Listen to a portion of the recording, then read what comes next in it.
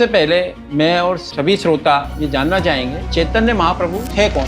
अगर शास्त्र के दृष्टिकोण से बोला जाए तो श्री कृष्ण चैतन्य राधा कृष्ण नाही अन्य, कि भगवान कृष्णचंद्र और राधा रानी का मिश्रित स्वरूप महाप्रभु श्री कृष्ण चैतन्य है। मतलब आपका कहना है कि चैतन्य महाप्रभु भगवान थे? ऐसा हमारा कहना नहीं है, ऐसे शास्त्रों में उदाहरण मिलते हैं। तो भारत में तो बहुत सारे संत हुए, तो क्या सभी भगवान होगा? हमारे शास्त्रों में जब भगवान आते हैं तो भगवान के बारे में पहले से ही लिखित रूप से मिलते हैं। पर चैतन्य महाप्रभु का तो कोई वर्णित नहीं है। ऐसे नृसिंह पुराण, पद्म पुराण, कृष्ण जामल तंत्र, बृहद नारदीय पुराण। पर यदि भगवान का वो अवतार थे तो वो खुद की भक्ति क्यों करते थे? कृष्ण जब इस धराधाम में आए थे वो सिर्फ बता के चले गए मेरा भक्ति करो, लेकिन कैसे करनी है वो बताए नहीं कि दिखाए नहीं। यानी इस्कॉन मंदिर जो है वो कृष्ण मंदिर ना होके चैतन्य महाप्रभु के मंदिर है। महाप्रभु के ही मंदिर है, उनके आरती करते हैं। इसका मतलब क्या है? जैसे भक्त भगवान को भक्ति करता है, इसका अर्थ भक्त क्या भगवान को देख पा रहा है। राधा रानी भी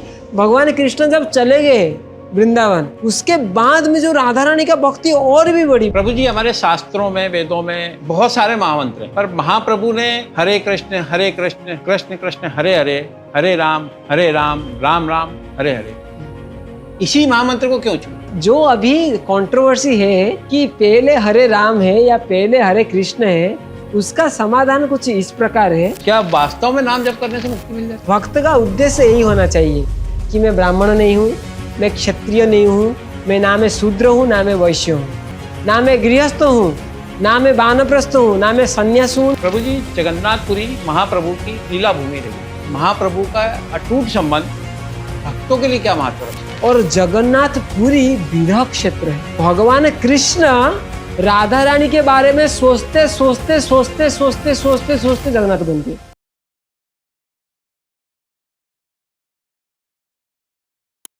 तो आइए हम सब मिलकर इस दिव्य संवाद की शुरुआत करें। हरे कृष्ण कृष्ण कृष्ण हरे हरे, हरे राम राम राम हरे हरे। इस्कॉन भुवनेश्वर के परम आदरणीय श्री प्रणेश्वर कृष्णदास प्रभु जी आपका समर संवाद में हार्दिक स्वागत। हरे कृष्ण। प्रभु जी, सबसे पहले मैं और सभी श्रोता ये जानना चाहेंगे कि चैतन्य महाप्रभु थे कौन? प्रश्न का उत्तर अगर निरपेक्ष रूप में दिया जाए तो इसको जनसाधारण स्वीकार नहीं कर पाती है। क्यों? क्योंकि इस प्रश्न का उत्तर कुछ ही अलग तरीके का है कि जब अगर तात्विक दृष्टिकोण से देखा जाए कि चैतन्य महाप्रभु कौन है, अगर शास्त्र के दृष्टिकोण से बोला जाए तो श्री कृष्ण चैतन्य राधा कृष्ण नाही अन्य, शास्त्रों में बोला गया है कि भगवान कृष्णचंद्र और राधा रानी का मिश्रित स्वरूप प्रभु महाप्रभु श्री कृष्ण चैतन्य है।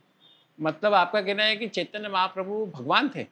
जी, ऐसा हमारा कहना नहीं है, ऐसे शास्त्रों में उदाहरण मिलते हैं। बहुत हमारे सनातन धर्म के वेद पुराण उपनिषद बहुत सारे 100 से ज्यादा शास्त्रों में उल्लेखित है कि चैतन्य महाप्रभु भगवान है। नहीं, इससे तो यदि कहा जाए कि चैतन्य महाप्रभु यदि भगवान हैं तो भारत में तो बहुत सारे संत हुए, तो क्या सभी भगवान होगा? तो इसीलिए ही इसी प्रश्न के उत्तर में हम बोले थे अगर इसको निरपेक्ष रूप में बोला जाए इसका उत्तर, तो आप नहीं सब विचलित हो जाएंगे। ऐसे हमारे गवर्नमेंट के जो हमारे पाठ्यक्रम जो स्कूलों में पढ़ाए जाते हैं, स्कूल के किताबें में भी लिखा गया है जो चैतन्य महाप्रभु थे एक बहुत बड़े संत थे। हाँ। जो कि हरे कृष्ण महामंत्र का प्रचार किए थे, संकीर्तन आंदोलन का शुरुआत किए थे। लेकिन ये जो महाप्रभु है चैतन्य महाप्रभु, ये साक्षात भगवान कृष्ण के अवतार है, ये ना कहीं पे उल्लेखित है, ना किसी को बोलने से कोई स्वीकार करेगा। क्योंकि अगर कोई मानेगा चैतन्य महाप्रभु जैसे संत अगर भगवान होंगे तो कोई भी इंडिया में तो संतों की कमी नहीं है। हाँ। तो हर कोई संत अगर कुछ अच्छे से प्रचार करेगा, कुछ बड़ा कुछ उसका 10,000 15,000 शिष्य हो जाएंगे, मान लीजिए 1 लाख शिष्य हो जाएंगे, तो वो भी भगवान हो जाएगा। वही मेरा प्रश्न है कि ऐसे कैसे संभव है? ऐसे इसीलिए बोला जा रहा है क्योंकि हमारे शास्त्रों में जब भगवान आते हैं तो भगवान के बारे में पहले से ही लिखित रूप से मिलते हैं। भगवान हो या भगवान के कोई शक्त्यावेश अवतार हो, वो आने से पहले ही शास्त्रों में उल्लेखित रहते हैं। जैसे कि कल की अवतार हुए नहीं है, हाँ, लेकिन भविष्य पुराण हमारे पीछे में आप देख सकते हैं, बहुत सारे ग्रंथ रखे हुए हैं। प्रकृति में हम अभी सनातन धर्म ग्रंथागार में बैठे हैं। ये हमारे हिसाब से शायद भारत में और कोई स्थान पे हो जहाँ पे इतने सारे सनातन हिंदू धर्म के ग्रंथ अवेलेबल हैं। तो ये इस्कॉन भुवनेश्वर में ये जो ग्रंथालय उपस्थित है, तो इस ग्रंथालय में ऐसे अनेक किताब हैं, जैसे भविष्य पुराण ले लीजिए, ब्रह्म वैवर्त पुराण ले लीजिए, जिनमें श्रीमद् भागवत महापुराण ले लीजिए, जिनमें कल्कि अवतार का भविष्यवाणी किया गया है। कल्कि अवतार आए नहीं है, तो अभी कल्कि अवतार भगवान कल्कि रूप में किस स्थान में आएंगे, उनका पिता का नाम क्या होगा, वो उस स्थान का नाम क्या होगा, वो आने के बाद क्या क्या करेंगे, वो सब वर्णित है। पर चैतन्य महाप्रभु का तो कहीं वर्णित नहीं है। चैतन्य महाप्रभु का इन्हीं शास्त्रों में ही दिया गया है कि चैतन्य महाप्रभु ही आएंगे। और जैसे चाणक्य पंडित भी, चाणक्य पंडित वो भगवान विष्णु जी के अंशावतार थे, शक्त्यावेश अवतार थे। ये वो अंश अवतार नहीं, शक्त्यावेश अवतार थे। भगवान शक्ति संपन्न करके चाणक्य पंडित को भेजे थे। श्रीमद् भागवतम महापुराण में चाणक्य मतलब चंद्रगुप्त के गुरु। हाँ, जिनको हम साधारण समझते हैं, श्रीमद् भागवतम महापुराण में उनके नाम उल्लेखित है कि ऐसे व्यक्ति आगे के समय में आएंगे 5000 साल पहले। तो हमारे शास्त्र में हम कोई संत को भगवान अपने आप नहीं बना सकते, भगवान जब भी आते हैं शास्त्र में उनके नाम में उल्लेखित रहते हैं। ऐसे ही चैतन्य महाप्रभु आएंगे। चैतन्य महाप्रभु आने के कितने दिन हुए हैं? 500 साल ही हुए हैं। 500 साल की बात दूर, वेद कब लिखे गए? वेद तो ब्रह्मा जी के श्रीमुख सृष्टि के प्रारंभ से।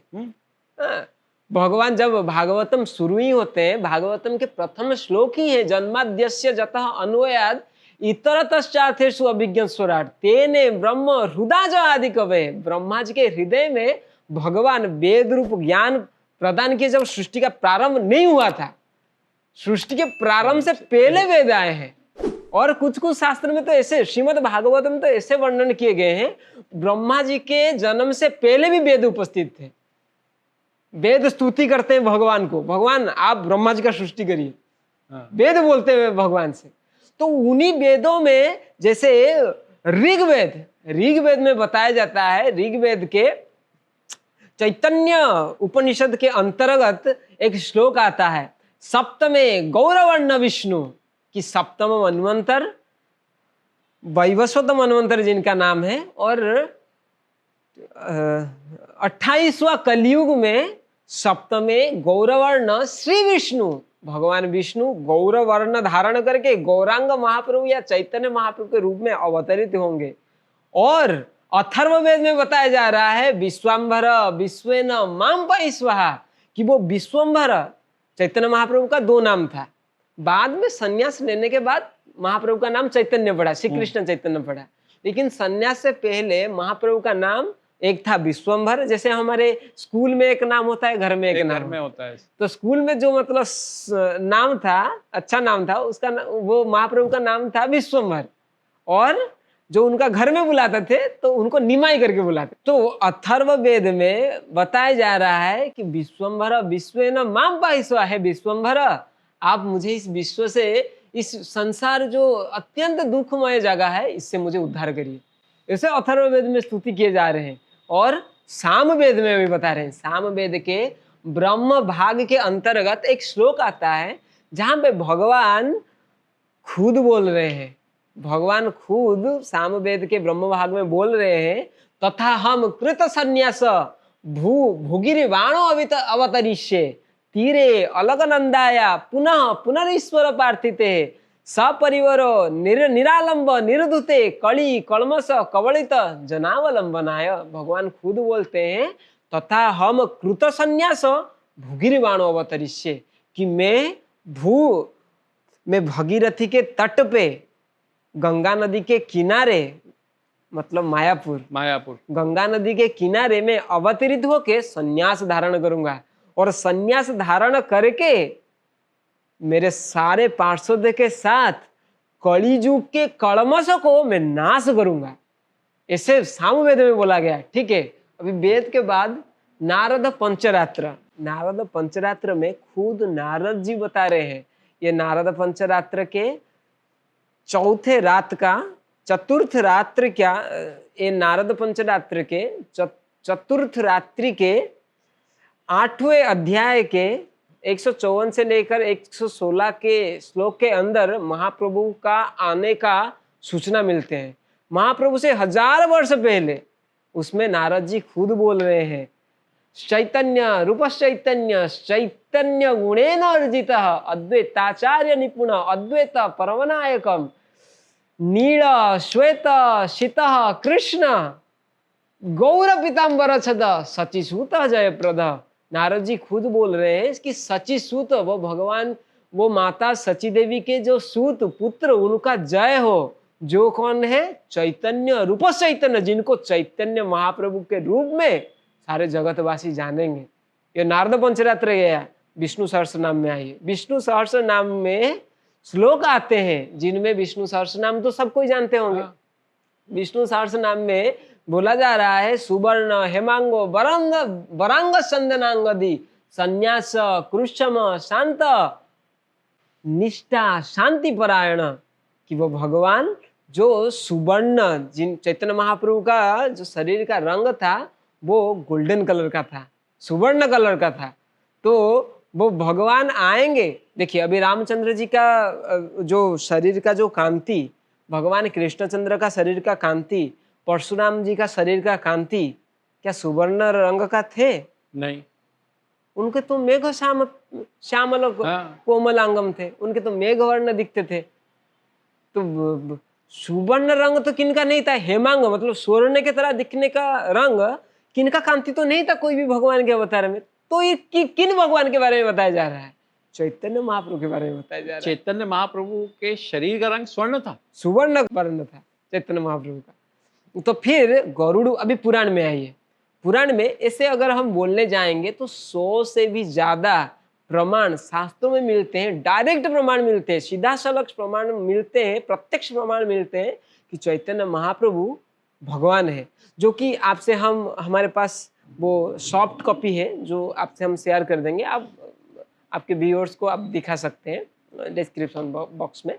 तो गरुड़ पुराण में भगवान खुद बता रहे हैं गरुड़ जी को बता रहे हैं, अहम पूर्ण भविष्यामि जुग संधो विशेषतः मायापुरे नवद्वीपे भविष्यामि शचीसुतः कले प्रथम संध्याया लक्ष्मी कांतो भविष्यति दारु ब्रह्म समीपस्थ सन्यासी गौर विग्रह।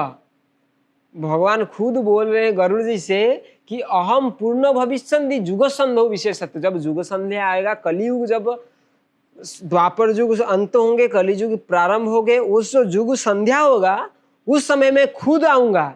और कहाँ पे आएंगे? गरुड़ जी पूछे, आप भगवान कहाँ पे आएंगे कलयुग में? मैं तो सुना हूं आप कल्कि अवतार में आएंगे अंत में, तो आप बोल रहे युग संध्या में आएंगे, प्रथम संध्या में आएंगे, कहाँ पे आएंगे? तो फिर भगवान बोले कि मायापुर है नवद्वीप, मैं नवद्वीप के मायापुर में आऊंगा। और बोले कि आप क्या करेंगे मायापुर में आके? आप क्या मायापुर में रह के ये सब चीज करेंगे? भगवान बोले नहीं, मैं मायापुर में नहीं रहूंगा। कितना प्रत्यक्ष रूप में भगवान बोल रहे हैं। भगवान गरुड़ जी से बोल रहे हैं कि दारु ब्रह्म समीपस्थ, कि मैं दारु ब्रह्म कौन है? कौन? जगन्नाथ जी। दारु ब्रह्म समीपस्थ, दारु ब्रह्म जगन्नाथ जी के निकट जाऊंगा। और सन्यासी गौर विग्रह, में गौर विग्रह गौरांग महाप्रभु के रूप में कलियुग में हरिनाम संकीर्तन प्रवर्तन करूंगा। अभी भगवान विष्णु के बारे में सुन ले, अभी शिव जी के बारे में सुनिए। देवी पुराण में भगवान शिव जी उमा महेश संवाद में भगवान शिव जी पार्वती जी उमा देवी से कहते हैं कि नाम सिद्धांत संपत्ति प्रकाशन परायण कोचित श्री कृष्ण चैतन्य नामा लोके भविष्यति, कि हे देवी, हे उमा देवी, हे वरानन, नाम सिद्धांत संपत्ति, ये जो हरे कृष्ण महामंत्र भगवान का नाम है, इस संपत्ति को सारे जगत में फैलाने के लिए, भगवान नाम को सारे जगत में व्याप्त करवाने के लिए क्वचित एक समय में श्री कृष्ण चैतन्य रूप से भगवान खुद अवतरित होंगे। ऐसे शिव जी बताते हैं। ऐसे नृसिंह पुराण, पद्म पुराण, कृष्ण जामल तंत्र, बृहद नारदीय पुराण, श्रीमद् भागवतम महापुराण, अभी श्रीमद् भागवतम महापुराण में जो लिखा है उसको कोई काट नहीं सकता है, क्योंकि वो महापुराण है। तो उसमें प्रहलाद जी नरसिंह देव से स्तुति करते हैं, नरसिंह देव मैं आपसे प्रार्थना करता हूं। नरसिंह देव के बहुत सारे गुण गाते हैं। जब नरसिंह देव हिरण्यकश्यप को वध करते हैं, वध करने के बाद उनका क्रोध शांत नहीं होता है और ब्रह्मा, रुद्र, जितने भी सारे देवा देवी हैं सब प्रयास करते हैं लेकिन विफल हो जाते हैं भगवान को शांत करने में। तब प्रहलाद जी को भेजा जाता है। प्रहलाद जी बहुत सारे गुणगान करते हैं, भगवान भगवान आप ऐसे हैं, आप वैसे हैं, आप ये लीला किए हैं, वे लीला किए हैं। तो एक समय में 38 श्लोक में, 7वां स्कंद 9वें अध्याय के 38 श्लोक में प्रहलाद जी भगवान से स्तुति करने के वक्त एक पद गाते हैं, वो है छन्ना कलौ भवसी जह जुगोथो सत्वम, कि ये भगवान मैं आपको प्रणाम करता हूं, आप कलयुग में छन्न रूप से आते हैं। छन्न रूप से आने का मतलब क्या है कि आप कलयुग में ऐसे अवतरित होते हैं, आपके अवतरित होने के बाद भी किसी को पता नहीं चलता कि आप अवतरित हुए हैं।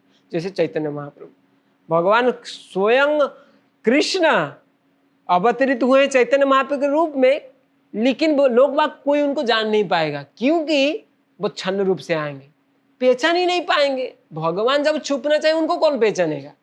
बृहद नारदीय पुराण और आदि पुराण में भी ठीक वही चीज बताया जा रहा है। भगवान बोल रहे हैं वहां पे, अहम एव कलौ विप्र नित्य प्रच्छन्न विग्रह, हे विप्र श्रेष्ठ, मैं विप्र के रूप में, ब्राह्मण के रूप में कलयुग में नित्य प्रच्छन्न विग्रह छुप के अवतरित होऊंगा। और भगवत भक्त रूपेण, कैसे छुपेंगे आप?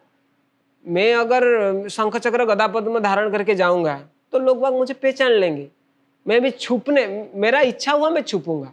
हमारे गुरुदेव श्री श्रीमद गौर गोविंद स्वामी श्री गुरुदेव बताते हैं, भगवान निरंकुश इच्छामय पुरुष है। मतलब भगवान जो चीज इच्छा करते हैं उनको कोई नहीं रुक पाता है। हाँ। भगवान को एक बार इच्छा हुआ मैं थोड़ा छुप के पैदा होता हूँ। मैं इतने बार अवतार धारण किया हूं, सब लोग जान गए कि मैं अवतारित हो रहा हूं करके, लेकिन मुझे थोड़ा अभी छुप के अवतरित होना थोड़ा सा मेरा इच्छा हो रहा है। तो अभी मैं भी छुपूंगा कैसे? भगवान सोचे क्या करने से मुझे कोई पहचान नहीं पाऊंगा। तो भगवान विचार करके करके करके एक उपाय उनको सूझा। वो क्या?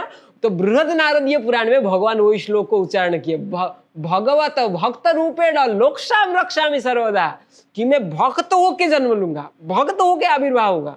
मैं मेरा खुद का भक्ति करूंगा। मैं जब मेरा खुद का मैं कहूंगा कृष्ण, मैं कृष्ण का भक्त हूं, मैं कृष्ण का भक्त हूं, कोई कैसे मुझे पहचानेगा? मैं कृष्ण का, मैं कृष्ण खुद हूं। तो ये भगवान का इच्छा था कि मैं खुद छुप के आऊं। प्रभु जी, जैसे आपने कहा कि चैतन्य महाप्रभु भगवान का, विष्णु जी का अवतार थे, पर यदि भगवान का वो अवतार थे तो वो खुद की भक्ति क्यों करते थे? भगवान के इतने अवतार हुए, किसी भी अवतार में उनने अपनी भक्ति नहीं करी, उनकी भक्ति भक्तों ने करी।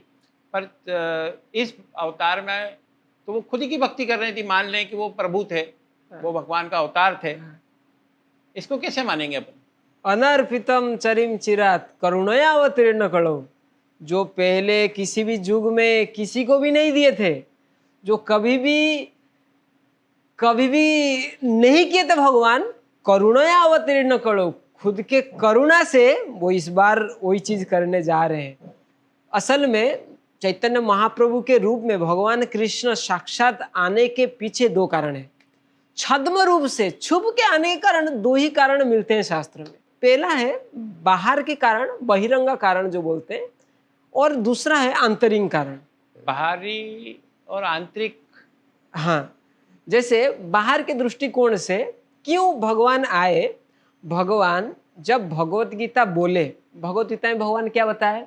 मन मना हवा मद भक्तो मज्जाजी माम नमस्कुरु माम शशि सत्यम ते पति जाने प्रियोसी में। भगवान बोलते हैं कि तुम मुझे हमेशा चिंतन करो, मेरा भक्त बनो, मेरा नाम जप करो, और ऐसे करने से तुम मेरे पास आ जाओ। तो ऐसे सच सच में बोलती है। मान लीजिए आप जो स्कूल में गए, कॉलेज में गए, आप तो टीचर है, तो आप अपने स्टूडेंट को बताएंगे, स्टूडेंट लोग एक काम करना, तुम सब बुक खरीद लेना और पढ़ लेना और टेस्ट पेपर ले आना, कॉपी कर लेना और करके पास हो जाना। तो ये थियोरिटिकल टीचिंग हो गया। हमारे गुरुदेव बोलते हैं Krishna is a theoretical preacher.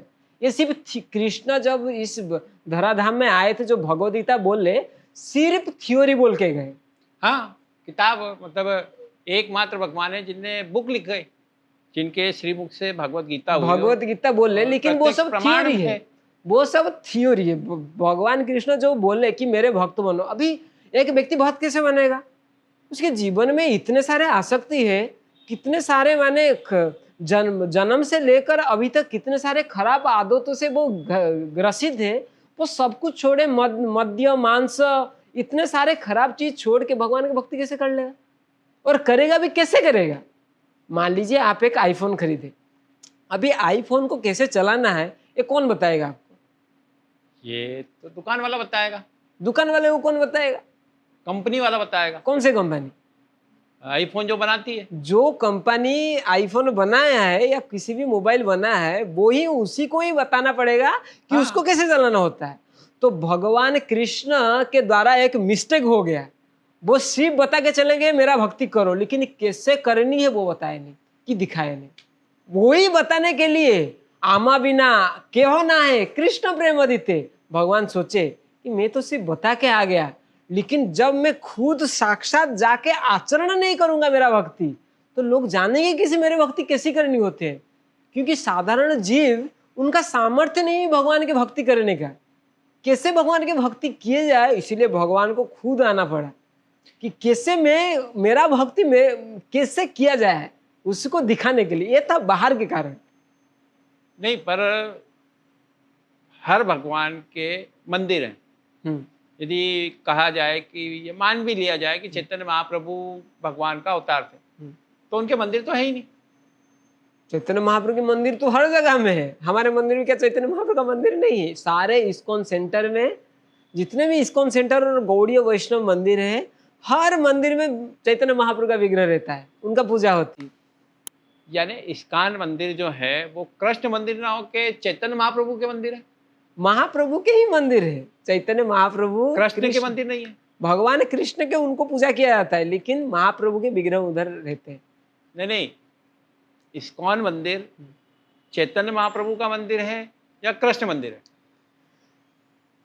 खुलेआम बोला जाए अगर निरपेक्ष रूप में, तो जो विष्णु जी के भक्त होते हैं उनको वैष्णव बोला जाता है, जो शिव जी के भक्त होते हैं उनको शैव बोला जाता है, जो शक्ति के उपासक होते हैं, देवी दुर्गा, माता काली, उनको शाक्तेय बोला जाता है, जो कृष्ण के उपासक है उनको कृष्णेय बोला जाता है। हाँ, कृष्ण है। तो हम ना वैष्णव है, ना कृष्णेय है, ना शाक्तेय है, हम इनमें से कोई भी नहीं, लेकिन हम गौड़ीय है। तो असल में हमारे आराध्य देव श्री चैतन्य महाप्रभु है। भगवान कृष्ण हमारे ध्येय वस्तु हैं, लेकिन हम आराधना करते हैं महाप्रभु को, चैतन्य महाप्रभु, क्योंकि इस कलयुग में भगवान कृष्ण ही तो महाप्रभु रूप में आए हैं इस युग धर्म को प्रचार करने के लिए। चैतन्य महाप्रभु विष्णु जी का अवतार लेके आए हैं या कृष्ण जी का अवतार लेके आए? भगवान कृष्ण ही चैतन्य महाप्रभु के रूप में आए हैं। विष्णु ही साक्षात भगवान कृष्ण महाप्रभु के रूप में आए हैं, अब बता रहे, लेकिन वो खुद आए हैं, क्योंकि उनको देना था वो जो थ्योरी में जो बता के गए उसको प्रैक्टिकल में देना था इस जगत को। ये था जो बाहर के कारण हम आपको बताया, लेकिन इसके एक आंतरिक कारण है। भगवान कृष्ण का ऐसे भक्त रूप में आने के पीछे एक आभ्यंतरीण कारण है, जो कि सिर्फ गौड़ीय लोगों को पता है, जो कि सिर्फ गौरांग महाप्रभु के जो भक्त लोग हैं उनको पता है। वो क्या है, क्यों भगवान कृष्ण को ऐसे भक्त रूप में आना पड़ा? जैसे क्या जो गौ माता है, अपना दूध का स्वाद पता है उन गौ माता को? नहीं। क्या कमल को अपने अंदर में जो मधु है उसका स्वाद पता है? नहीं। क्या गुलाब अपना सुगंध को आस्वादन कर पाती है? नहीं। तो ऐसे भगवान के जो माधुर्य है, भगवान के जो सौंदर्य है, भगवान खुद उसको आस्वादन नहीं कर पाते। चैतन्य चरितामृत में बोला गया है, कभी कभी भगवान कृष्ण क्योंकि गोलक वृंदावन में जहाँ पे भगवान कृष्ण रहते हैं वो सब दीवार पट्टी के मणि से बने होते हैं और वो मिरर की तरह काम करते हैं, मतलब इतने स्वच्छ होते हैं कि अपना प्रतिछवि दिख जाते हैं। तो चैतन्य चरितामृत में ऐसे बोला गया है कि भगवान कृष्ण दर्पणाद्य हेरी यदि अपनी स्वरूप आस्वादिते होय लोभ आस्वादिते नारी, कि भगवान कृष्ण जब कभी अपना स्वरूप को देख लेते थे, अपना परछाई नहीं अपना प्रतिछवि को देख लेते थे, तुरंत रुक जाते थे। ये व्यक्ति कौन है, इतना सुंदर कैसे है ये व्यक्ति कौन है, मैं जानना चाहता हूँ। लेकिन वो खुद को कैसे जान सकते हैं? और जब वो देखते हैं कि मेरे साथ मेरे भक्त लोग आदान प्रदान कर रहे हैं, राधा रानी मेरे साथ मेरे साथ वो भक्तिमय संबंध स्थापन कर रहे हैं, लेकिन वो जितना आनंद प्राप्त करती है मेरे सेवा करके, मैं तो उतना आनंद प्राप्त नहीं कर पाता हूँ। मेरे में ऐसा क्या है जो मेरे भक्त लोग अपना सब सर्वस्व त्याग करके मेरे पीछे खुद का जिंदगी सब कुछ त्याग करके मेरे भक्ति करते हैं? ऐसे मेरे में है क्या? मेरे भक्ति करने से मिलता क्या है लोगों को? तो ये जो चिंता भगवान को एक दिन सताया। और शिराधिका प्रणय महिमा कृदृशम बानयैवा स्वादो जेन अद्भुत मधुरिमा कीदृशम वा मदीयो रूपम चास्यम मदनुभव सौखम चास्यम मदनुभवतः कीदृशम वेति लोभात् तद्भावाड्य समजनी सचिगर्भ सिंधु हरिंदौ। कि भगवान कृष्णचंद्र एक बार सोचे, श्री राधिका प्रणयमयिवा कीदृशम बानयैवा, जो राधा रानी मुझे जो प्रणय करती है, मेरे साथ जो प्रेम रस का जो आस्वादन करती है, उसको आस्वादन करके क्या मिलती है? ऐसा क्या सुख है मेरे में, क्या चीज है मेरे में? और स्वादो जेनो अद्भुत मधुरिमा कीदृशम वा मदीयो, मेरे में ऐसा क्या स्वाद है, मेरे में ऐसा क्या विशेषता है जो कि राधा रानी को इतना मतलब सताया जाता है, घर वालों से लेके गांव वाले तक, लेकिन फिर भी वो सब कुछ को अनादर करते हुए मेरे भक्ति कर रही है। क्यों? ऐसे क्या है मेरे में, क्यों इतना कष्ट सह रही है? मैं बोल के गया मैं वापस आऊंगा, लेकिन 100 साल तक मैं वापस नहीं आया वृंदावन में। वो कैसे जीवित रहे, वो कैसे राधा रानी, ऐसे उड़िया में एक पद है कि राधा रानी उद्धव जी को बता रहे हैं, उद्धव कि आप थोड़ा सा जाके, भगवान कृष्णचंद्र उद्धव को भेजे थे वृंदावन में संवाद देने के लिए, राधा रानी कैसे हैं, गोपी लोग कैसे हैं। तो राधा रानी उद्धव जी को बताते हैं, हे उद्धव तुम हमारा संदेश लेने के लिए आए हो, एक बार जाके कृष्ण तुम्हारा वो लंपट वो धृत कृष्ण को बोलना कि बाम हाथर कनिष्ठ मुद्रिका कंकण हेलाणी हाथ को, मतलब ऐसे उड़िया में बोला जाता है कि राधा रानी उद्धव जी को बता रही है, मेरा जो बायां हाथ का जो कनिष्ठ अंगूठा है, इसमें जो मैं रिंग में जो मुद्रिका पहनी थी, वो मेरा कंकण बन गया है। मैं मतलब भगवान कृष्ण का स्मरण करते करते इतना मतलब मेरा शरीर क्षीण हो गया है। ये था राधा रानी का अवस्था। तो भगवान कृष्ण बोले स्वादो जेनो अद्भुत मधुरिमा कीदृशम वा मदीयो, मेरा मन, मेरे में ऐसा क्या है जिसको आस्वादन करने के बाद राधा रानी इतने अपने खुद को ही भूल गए हैं। और सौखम चास्य मदनुभवतः कीदृशम वेति लोभात्, और भगवान कृष्ण का लोभ हुआ, एक लालच आया भगवान कृष्ण में भी थोड़ा सा, मेरा जो मुझे भक्ति करने का जो रस है मैं थोड़ा आस्वादन करना चाहता हूँ। तत्भावाढ्यम, उसी भाव को धारण करते हुए समझनी भगवान अवतरित हुए। कहाँ पे अवतरित हुए? सच्ची गर्भ सिंधु हरि इंदु, सच्ची माता का गर्भ रूप का सिंधु में भगवान इंदु होके, भगवान चंद्र श्री कृष्ण चैतन्य चंद्र रूप में प्रकट हुए, और श्री कृष्ण चैतन्य चंद्र रूप में प्रकट होके खुद के भक्ति किए कि निजर, मतलब वो भगवान कृष्ण अभी चैतन्य महाप्रभु के रूप में आके खुद का भक्ति खुद कर रहे हैं कि कैसे मेरा भक्ति में आनंद है, कैसे मैं इस जगत को बताने का तो दूर का बात है, मैं खुद मेरा भक्ति थोड़ा सा करना चाहता हूँ। क्या रस मेरे में इतना है जो मेरे भक्त लोग सब कुछ न्यौछावर कर देते हैं मेरे भक्ति करने के लिए।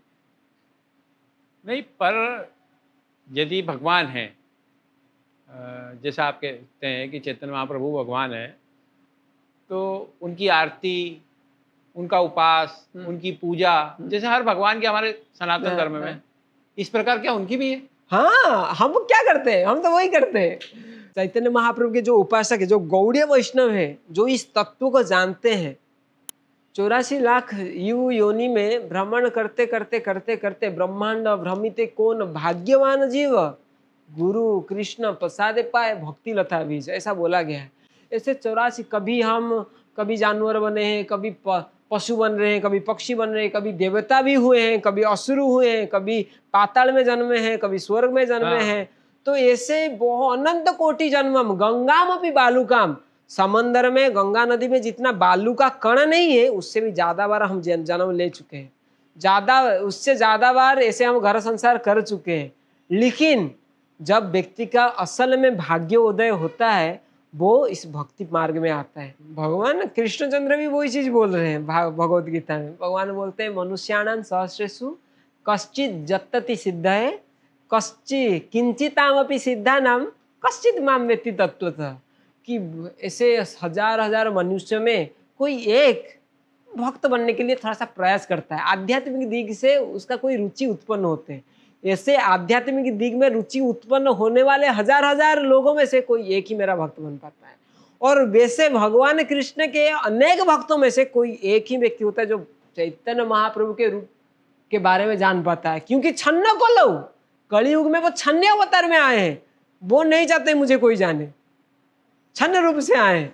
तो ऐसे बहुत ही, और उनको गौड़ीय बोला जाता है। जो भगवान वो चैतन्य महाप्रभु के जो भक्त होते हैं उनको गौड़ीय बोला जाते हैं।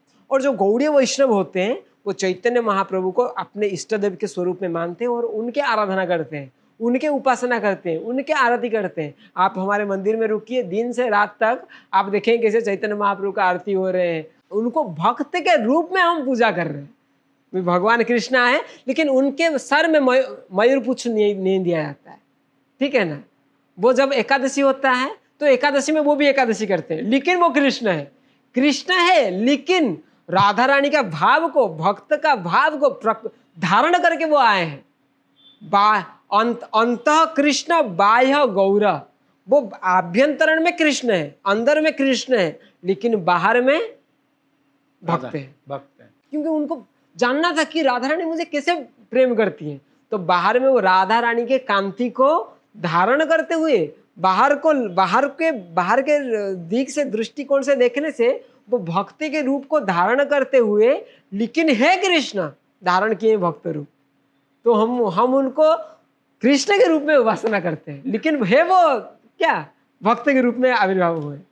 तो चैतन्य महाप्रभु का भी आराधना किए जाते हैं। प्रभु जी, चैतन्य महाप्रभु का जन्म नवद्वीप मायापुर में हुआ। उस समय का वातावरण कैसा था? जब वो प्रकट हुए तो भक्तों का क्या अनुभव रहा? जिस प्रकार जब भी कृष्ण का जन्म हुआ, भगवान श्री कृष्ण का जन्म हुआ, तो भरी बारिश, जेल में, और पूरी एक घटना ऐसी हुई कि लोगों को लगा कि हाँ भगवान प्रकट हुए। क्या ऐसा ही कुछ इनके जन्म के समय भी हुआ? भगवान तो जन्म नहीं लेते हैं, भगवान आविर्भाव होते हैं।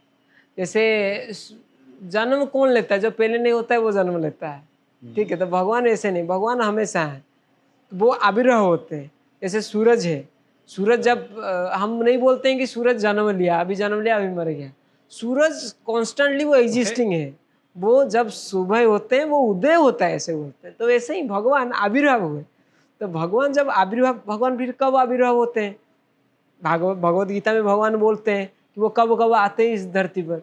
यदा यदा हि धर्मस्य ग्लानिर्भवति भारत अभ्युत्थानम् अधर्मस्य तदात्मानं सृजाम्यहम्। हम जैसे पहले डिस्कस किए, महाप्रभु के रूप में भगवान कृष्णचंद्र किस लिए आए? दो कारण था। एक था कि मैं जो बताया वो थियोरिटिकली सब बताया हूँ और प्रैक्टिकली थोड़ा मैं कराना चाहता हूँ। और आंतरिक कारण वो क्या था कि राधा रानी और मेरे भक्त लोग मुझे प्रेम करके क्या आनंद पाते हैं उसको थोड़ा मैं जानना चाहता हूँ और खुद का भक्ति खुद करना चाहता हूँ। ये था दो कारण।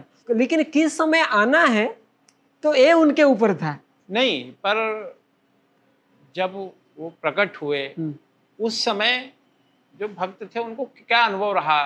कि जिस समय महाप्रभु, क्योंकि ऐसे ही भगवत गीता में हम सुने कि जब जब धर्म की ग्लानि भवती है, अधर्म की उत्थान बढ़ती है, अधर्म की प्रबलता इस संसार में बढ़ती है, तब तब भगवान कृष्ण क्या करते हैं, अवतरित होते हैं इस धराधाम में।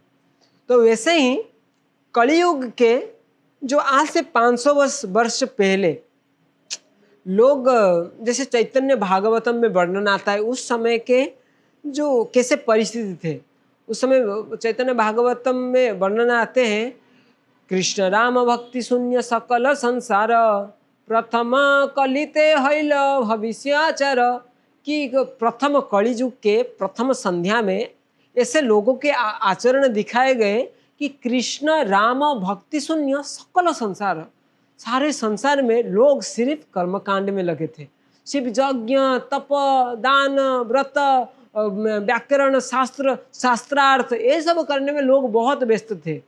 लेकिन भगवान कृष्ण को भक्ति करना, भगवान रामचंद्र को भक्ति करना, ये सब किनके मन में नहीं था।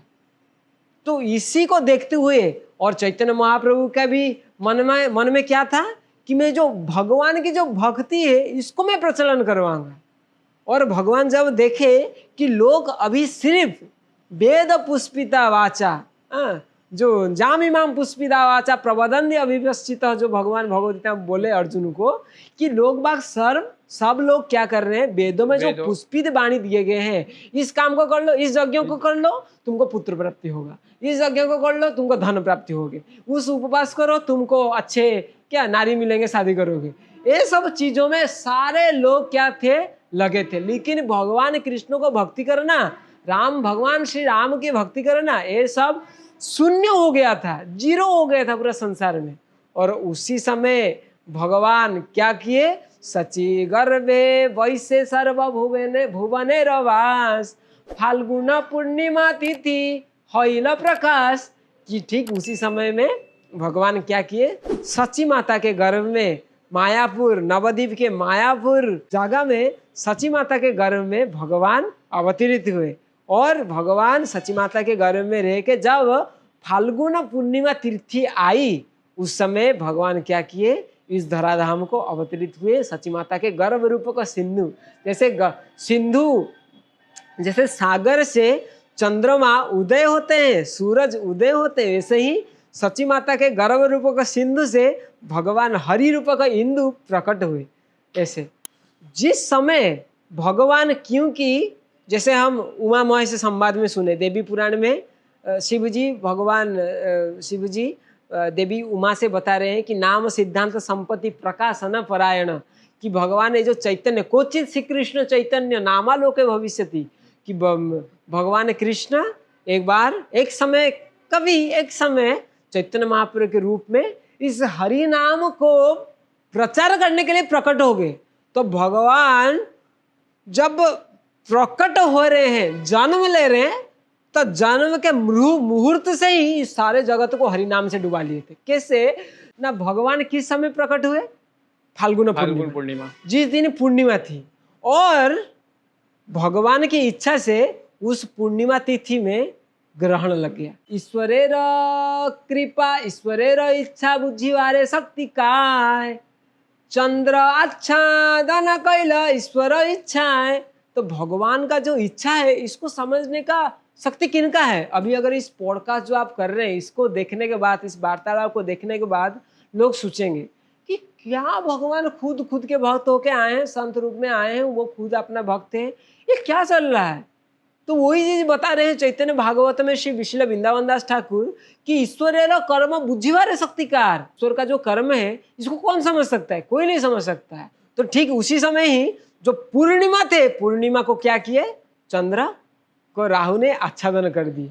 तो ऐसा भी लिखा हुआ है कि चैतन्य महाप्रभु का जब जन्म होगा तो ग्रहण लगेगा, तो वो शास्त्र में वर्णित है, लेकिन कहाँ पे ये सब ढूंढने पड़ेंगे। लेकिन जितने भी वो आपको हम PDF शेयर करेंगे, वहाँ पे बहुत सारे आपको उदाहरण मिलेंगे।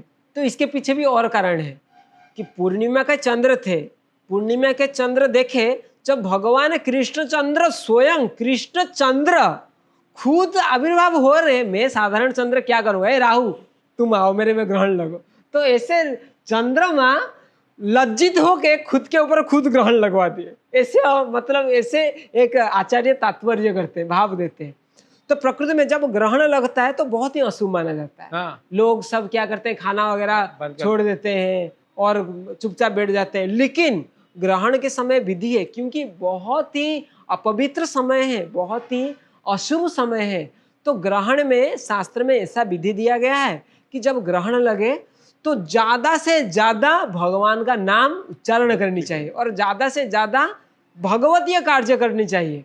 और जब सारे नवद्वीप के लोग, सारे जगत के लोग देखे कि अभी पूर्णिमा में ग्रहण लग रहा है, तो सारे जगत के लोग डर के मारे, अमंगल समय के मारे, मतलब सब लोग हाँ। सोचे इतना अमंगल समय है, तो सब लोग भगवान कृष्ण का, हरि का नाम उच्चारण करने लगे और चार दिशा में से भी हरि हरि हरि हरि हरि हरि ध्वनि सुनाई दिया जा रहा था। सब लोग चल रहे थे गंगा नदी को स्नान करने के लिए और ऐसे वर्णित है, जार मुखे जन्मे हो ना बोले हरि नाम, से हो हरि बोले धाए करी गंगा स्नान। कि ऐसे ऐसे व्यक्ति जो जन्म से कभी भी हरि का नाम उच्चारण भी नहीं किए थे, उस जो पूर्णिमा का जो ग्रहण के समय वो लोग भी हरि नाम ग्रहण कर रहे थे, क्योंकि इतना क्या अमंगल का समय था। हाँ, कि ग्रहण तो इसी के दौर दशदिक पूर्ण हैला उठे हरि ध्वनि, अवतीर्ण है यहाँ से न द्विजमणि। तो इससे सारे दिशाएं पूर्ण हो गया सिर्फ हरि ध्वनि, हरि हरि हरि हरि ध्वनि के नाद से। और उसी समय भगवान श्री कृष्ण चैतन्य महाप्रभु प्रकट हुए। तो जन्म के प्रारंभ से ही भगवान क्या किए, ऐसे समय में प्रकट हुए कि सारे लोग जो हरिनाम करते भी नहीं थे वो हरिनाम भी। करे। तो ये था महाप्रभु का, क्योंकि भगवान कृष्ण साक्षात प्रकट हो रहे हैं हरिनाम सबसे करवाने के लिए। तो प्रकट के समय भी, जन्म के समय भी ऐसे हरिनाम करवाए सबसे, और जन्म के बाद भी भगवान क्या करते थे, क्योंकि अभी तो जैसे कोई बच्चा जन्म के बाद तुरंत बोलना शुरू कर दिए तो थोड़ा सा अजीब नहीं लगेगा। हाँ, तो भगवान सोचे क्या मुझे अभी 3 साल 4 साल अपेक्षा करनी पड़ेगी इन लोगों से हरिनाम बुलवाने के लिए, मेरा तो मिशन अनसक्सेसफुल रह जाएगा, तो मैं क्या करूं क्या करूं। भगवान चिंता की, भगवान बहुत जोर से रोते हैं, भगवान बहुत जोर से रोते हैं। सब उनके घर वाले, उनके बंधु वर्ग सारे कोई लाके खिलौना देता है, कोई उनको लोरी सुनाता है, लेकिन भगवान अपना रोना बंद नहीं करते। क्या करेंगे, बेचारा बच्चा है, रोता रोता बंद नहीं करता है, कितना भी उसको खाना दो खिलौना दो, क्या करेंगे। तो जब उनके बंधु वर्ग, माता पिता, स्वजन जब हरि नाम करते हैं, हरे कृष्ण महामंत्र करके ताली मार के करते हैं, वो रोना बंद कर देते हैं। तो इससे भगवान क्या करते, बचपन में ही वो क्या करते थे, हरि नाम सबसे बुलवाते थे। इसी पद को चैतन्य भागवत में रचना किया गया है। हरि हरि बोले जबे डाके सर्वजने, तबे प्रभु हसी चान श्री चंद्र वदने। कि जब उनके घर वाले, उनके बंधु वर्ग हरि हरि करके हाथ में ताली देकर महाप्रभु के सामने बोलते थे, उच्चारण करते थे, तब महाप्रभु शांत हो जाते और हंसते थे। और इसके द्वारा अभी उनके घर में रीति पड़ गया था, जो भी आता था महाप्रभु को खुशी करने के लिए हरि हरि बोलते थे, भगवान कृष्ण का नाम लेते थे, क्योंकि सबको पता चल गया कि भगवान कृष्ण का नाम लेने से, विष्णु का नाम लेने से निमाई हमारा खुश होता। तो इसके लिए हर कोई हरि नाम करता था उनके नवद्वीप में। और भगवान कृष्ण, वो चैतन्य महाप्रभु इतने सुंदर दिखते थे, निमाई उनका नाम, बचपन का नाम निमाई था, वो इतने सुंदर दिखते थे, हर कोई उनसे मिलने आता था। और सबके मन में था निमाई को कैसे खुश करे। निमाई अभी जैसे बच्चे को खुश करने के लिए चॉकलेट दे देते हैं, चॉकलेट तो जमाना खत्म हो गया, अभी मोबाइल पकड़ा देते हैं, लो मोबाइल लो, वो बैठ के शॉर्ट वीडियो देखता है और अपना जीवन बर्बाद करता है। लेकिन महाप्रभु उस समय तो ऐसा कुछ मोबाइल नहीं था कि चॉकलेट नहीं था, कोई मिठाई देता है, कोई कुछ खिलौना देता है, लेकिन सब लोग ये तो खिलौना भी खुश नहीं होता है, मिठाई देने से खुश नहीं होता है, क्या करने से खुश होगा सब। अरे तुम नहीं जानते हो, हरिनाम करने से वो खुश होगा। तो सब लोग हरे कृष्ण महामंत्र गान करते थे, हरिनाम करते थे उनके सामने। तो महाप्रभु इसके द्वारा हरिनाम बचपन में ही सब लोगों से जब जन्म हुए तब सब लोगों से हरिनाम बुलवाए, और जब बात भी नहीं कर पा रहे तब भी हरिनाम बुलवा रहे हैं सबसे। आपने इतने विस्तार से बताया कि ऐसा लगा कि जब चैतन्य महाप्रभु का जन्म हुआ था वो उसी समय में पहुंच गया था। प्रभु जी, बचपन में चैतन्य महाप्रभु को निमाई के नाम से पुकारा जाता था, उसके पीछे क्या कारण? निमाई नाम के पीछे का कारण यही था पहला तो वो नीम के पेड़ के नीचे आविर्भाव हुए थे, इसीलिए उनको निमाई निमाई करके पुकारते थे। और एक कारण वही था कि नीम शब्द, नीम का अर्थ क्या है? कड़वा। कड़वा। और श्री जगन्नाथ मिश्र और सची देवी जो महाप्रभु के पिता माता हैं, तो उनके बहुत सारे संतान जन्म हुए थे और अप्रगट हो गए थे, मतलब मृत्युवरण किए थे। तो और ये जो जब निमाई जन्म हुए, जब मतलब चैतन्य महाप्रभु प्रकट हुए, वो बहुत सुंदर दिख रहे थे और गांव वाले सोचे कि इतने सुंदर लड़का है, इसको बाहर के कैसे नजर ना लग जाए, इसलिए उनका नाम निमाई। निमाई मतलब कड़वा है। कड़वा ये नाम सुनने से किसी का नजर और नहीं लगेगा, तो इसीलिए उनका नाम निमाई पड़ा। आगे जाके निमाई पंडित हो गए, ऐसा क्या? निमाई पंडित इसीलिए है कि साक्षात तो भगवान वो खुद ही है। प्रचोदिता जेन पुरा सरस्वती वितन्नता जस्य श्रुतिम सतीम हृदय। भागवतम में ऐसा बोला जा रहा है कि भगवान कृष्ण ही वही है जो कि सारा ज्ञान जो आज हम प्राप्त हो रहे हैं उसको सृष्टि के प्रारंभ में ब्रह्मा जी को दिए थे। वेदेश सर्वैर अहमेव्य वेद्यो, भगवान भगवद गीता में बोल रहे हैं कि सारे वेदों का, वेदों में जानने का विषय वस्तु तो मैं ही हूँ। तो सारे ज्ञान तो भगवान से निकलते हैं, सारे पांडित्य तो भगवान से निकलते हैं, और भगवान जब निमाई के रूप में अवतरित हो गए तो निमाई पंडित तो कहलाएंगे ही। तो ऐसे ही जन्म से ही, उनके बचपन से ही वो बहुत विख्यात पंडित बने, बहुत व्याकरण शास्त्र में अद्वितीय थे। उनके सामने उनके गुरु वर्ग भी नहीं आते थे। उनको देख के नवद्वीप के लोग, नवद्वीप के पंडित लोग छुपते थे, क्योंकि जिसको भी वो देख लेते, निमाई जिसको भी देख लेते थे, तुरंत उसके उनको पकड़ के पूछ लेते थे, एक ग्रामर ये जो व्याकरण इसको समझा के दिखाओ, इसका अर्थ क्या है बता के दिखाओ। और वो जो बताते थे, निमाई क्या करते थे, महाप्रभु क्या करते थे, उसको खंडन कर देते थे। और उस जो महाप्रभु खुद खंडन करते थे उसको फिर से स्थापित कर देते थे, जो स्थापित करते थे फिर से उसको खंडन कर देते थे, और जो खंडन करते थे उसको फिर से स्थापित कर देते थे। तो इसीलिए उनसे सब डरते थे। और एक विशेष करके उनका नाम निमाई पंडित तब हुआ जब एक दिग्विजयी पंडित जिसका नाम है केशव काश्मीरी, वो क्या किया था कि माता देवी सरस्वती को प्रसन्न करके उनसे वर प्राप्त कर लिए थे कि आप मेरे गला में बैठना है, और जब भी मैं बोलूं आप मेरे गला में बैठ के उच्चारित करवाना, और मेरा इच्छा है मैं पूरे भारतवर्ष में दिग्विजय पंडित बनूं। और वो ऐसे हर भारतवर्ष में जितने भी पंडित हैं सबको हराने के उद्देश्य में भारत भ्रमण करने चले, और जगह जगह पे जाके शास्त्रार्थ करते, और जिनको भी हरा देते थे उनसे एक क्या हस्तगत लेके आते। तो ऐसे करते करते करते करते वो सोचे कि अच्छा, भारतवर्ष में सबसे ज़्यादा पंडित तो नवद्वीप में रहते हैं, और नवद्वीप में भी मायापुर में जो भी कोई व्याकरण मायापुरे नवद्वीपे पढ़िले से ज्ञान सिद्ध है, ऐसे बोलते हैं कि अगर कोई व्यक्ति उस समय में, आज से 500 साल पहले, अगर कोई नवद्वीप से पास आउट है, जैसे आजकल IIT NIT से पास आउट है तो उसका सर्टिफिकेट वैलिड माना जाता है, उस समय जो नवद्वीप से पढ़ के बाहर आता है तो उसको जाके पंडित करके पुकारते हैं। तो केशव काश्मीरी सोचे कि मैं थोड़ा नवद्वीप जाता हूँ, उधर के लोगों को अगर मैं परास्त कर दिया तो मेरे को और कहीं पे जाना ही नहीं पड़ेगा, क्योंकि सारे पंडित तो उधर है। तो जैसे वहां पे जाके पहुंचे, नवद्वीप के सारे पंडित लोग घबरा गए, बोले कि अभी केशव काश्मीरी आया है, वो सरस्वती के बड़ा पुत्र है, वो तो जो बोलेंगे सरस्वती माता ही बोलेंगे, हम क्या बोलेंगे उनके सामने। तो क्या करते हैं ना, उस निमाई को भिड़ा देते हैं उनके साथ, क्योंकि निमाई पंडित हम सबको हराता है। अभी तो पता चलेगा वो सच में उसके दम है कि नहीं। तो ऐसे करके क्या किए, सब लोग निमाई पंडित के बारे में उस दिग्विजय पंडित को बताए।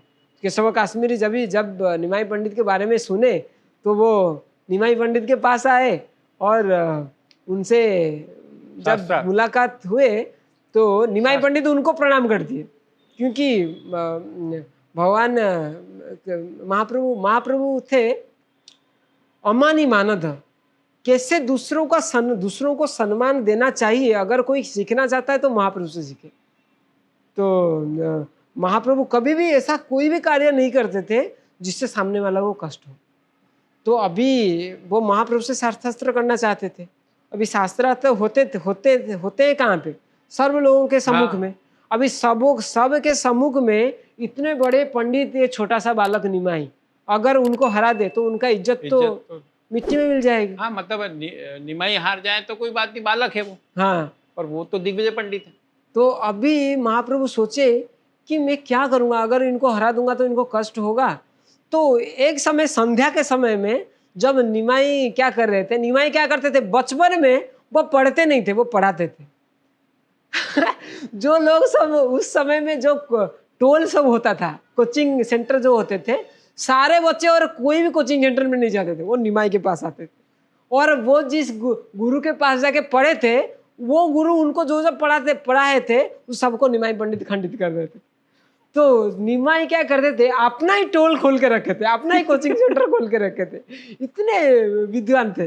और क्योंकि भगवान साक्षात है आए और भी जो पांडित्य रस को आस्वादन कर रहे हैं अभी, तो जैसे उनका एक समय संध्या का समय है और जितने भी पढ़ुआ गण सब है, जितने भी सब उनके छात्र थे, मतलब उन्हीं के ही वयस का छात्र उनको महाप्रभु पढ़ाते थे। तो उन सब पाठ समाप्त करके घर को लौट रहे थे, उसमें केशव क्षत्रिय आए, केशव काश्मीरी आए और बोले कि ये व्यक्ति जो है कौन है, ना ये निमाई पंडित है, आप जानते नहीं है। तो इन्हीं को ही तो मैं खोज रहा हूँ, ढूंढ रहा हूँ। ऐसे करके वो निमाई पंडित के पास आते हैं, निमाई के पास आते हैं और निमाई देखे कि यही ठीक समय है, अभी कोई नहीं है, शाम का समय है, मेरे जो स्टूडेंट लोग भी, अभी छात्र लोग भी चले गए हैं, इसी समय में उनको हराता हूँ और वो मुझसे हार के अपना हार स्वीकार करके चले जाएंगे। इसमें वो हार भी जाएंगे और उनको दुख भी नहीं होगा, क्योंकि कोई लोग जान नहीं पाएंगे कि वो हारे हैं। तो महाप्रभु इतने मतलब कॉशस थे किसी व्यक्ति को लेके, जैसे उसको क्या चोट ना पहुंचे। भगवान कृष्ण किसी भी जीव को दुख देना भगवान नहीं चाहते। महाप्रभु बहुत प्रशंसा किए पहले, मैं आपके नाम बहुत सुना हूँ, आप इतने बड़े पंडित है, ये है वो है, और आप कृपा करके मुझे थोड़ा क्योंकि गंगा नदी के किनारे महाप्रभु बैठ के, निमाई बैठ के अपना क्लास लेते थे उस समय। तो बोले कि गंगा नदी जा रहे हैं, उनके ऊपर थोड़ा कुछ श्लोक हो जाए। तो बोले गंगा नदी तुरंत बताता हूँ, क्योंकि उनके गले में तो सरस्वती देवी बैठे हैं। तो तुरंत तत्क्षणात नूतन, जो कि पहले कभी कोई भी सुने नहीं थे, ऐसे 100 श्लोक तुरंत बता दिए। और 100 श्लोक पूरे नए थे, कोई कभी सुने भी नहीं थे। और बताने के बाद महाप्रभु तो बहुत प्रसन्न, अरे इतना अच्छा श्लोक मैं कभी नहीं सुना था, लेकिन उसमें एक त्रुटि है। अब उसमें ये त्रुटि की है, महाप्रभु उनमें 7-8 त्रुटियां दिखा दिए कि आप इस ए श्लोक के 28 नंबर श्लोक में ए बोले, 58 नंबर श्लोक में ए बोले, 100 नंबर श्लोक में ए बोले, जो गलत था। तो वो तो बेचारा आश्चर्य ही रह गया कि ये श्लोक ना कभी सुने हैं, मेरा स्वर उचित श्लोक है और इतना स्पीड में बोला, इतना जल्दी में बोला, ये याद कैसे रख पाए।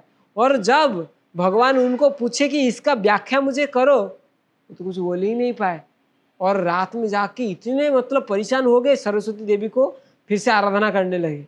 बोले कि हे देवी, आप मुझे मतलब मुझे आप प्रतिश्रुति दिए थे कि हमेशा मेरे कंठ में आप विराजमान रहेंगे, लेकिन आज आपको क्या हुआ, आज आप हार क्यों मान गए, आज आप मेरा साथ क्यों नहीं दिए।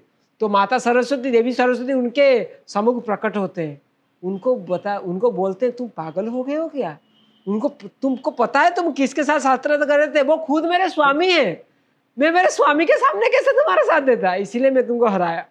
तो जाओ उनसे क्षमा प्रार्थना करो, वो साक्षात भगवान है। तो दिग्विजय पंडित उसके बाद आता है और क्या महाप्रभु को प्रणाम करता है, और मुझे पता नहीं था आप खुद भगवान है करके। लेकिन महाप्रभु उनको चेतावनी देते हैं कि खबरदार, इस बात को किसी को भी नहीं बोलना, जब अगर तुम बोलते हो तुम्हारा मृत्यु हो जाएगा, क्योंकि मैं अभी छन्ना अवतार में आया हूँ भक्त रसों को आस्वादन करने के लिए। तो उसके बाद जब वो दिग्विजय पंडित को हरा दिया, सब लोग पता चल गया कि दिग्विजय पंडित हार के चला गया है। तो उस समय के बाद उनका नाम निमाई पंडित हो गया। निमाई पंडित पड़ गया। प्रभु जी, बाद में उन्होंने संन्यास लेकर गौरांग महाप्रभु का स्वरूप धारण किया। यह परिवर्तन उनके लिए और समाज के लिए इतना महत्वपूर्ण क्यों हो गया? ये साधारण सी प्रश्न है। मान लीजिए कोई एक गृहस्थ है जिसके बीवी बच्चे सब है, वो आपको आके बताए नाम जप करो और हरिनाम लो, सब कुछ ठीक हो जाएगा, भगवान का स्मरण करो, और वही समय प्रेमानंद महाराज आपको आके बताए कि आज से भगवान का नाम लो, किनकी बात आप सुनेंगे? प्रेमानंद जी की। क्यों? क्योंकि वो गृहस्थ। साधु संत है, सन्यासी है। हाँ, तो इस संसार में स्थिति जो आश्रम का महत्व है, सन्यासी जैसे 4 वर्ण और 4 आश्रम हमारे हिंदू धर्म में बताए गए, चतुर्वर्णम मया सिस्टम गुण कर्म विभाग सा भगवान भगवत में बोलते हैं।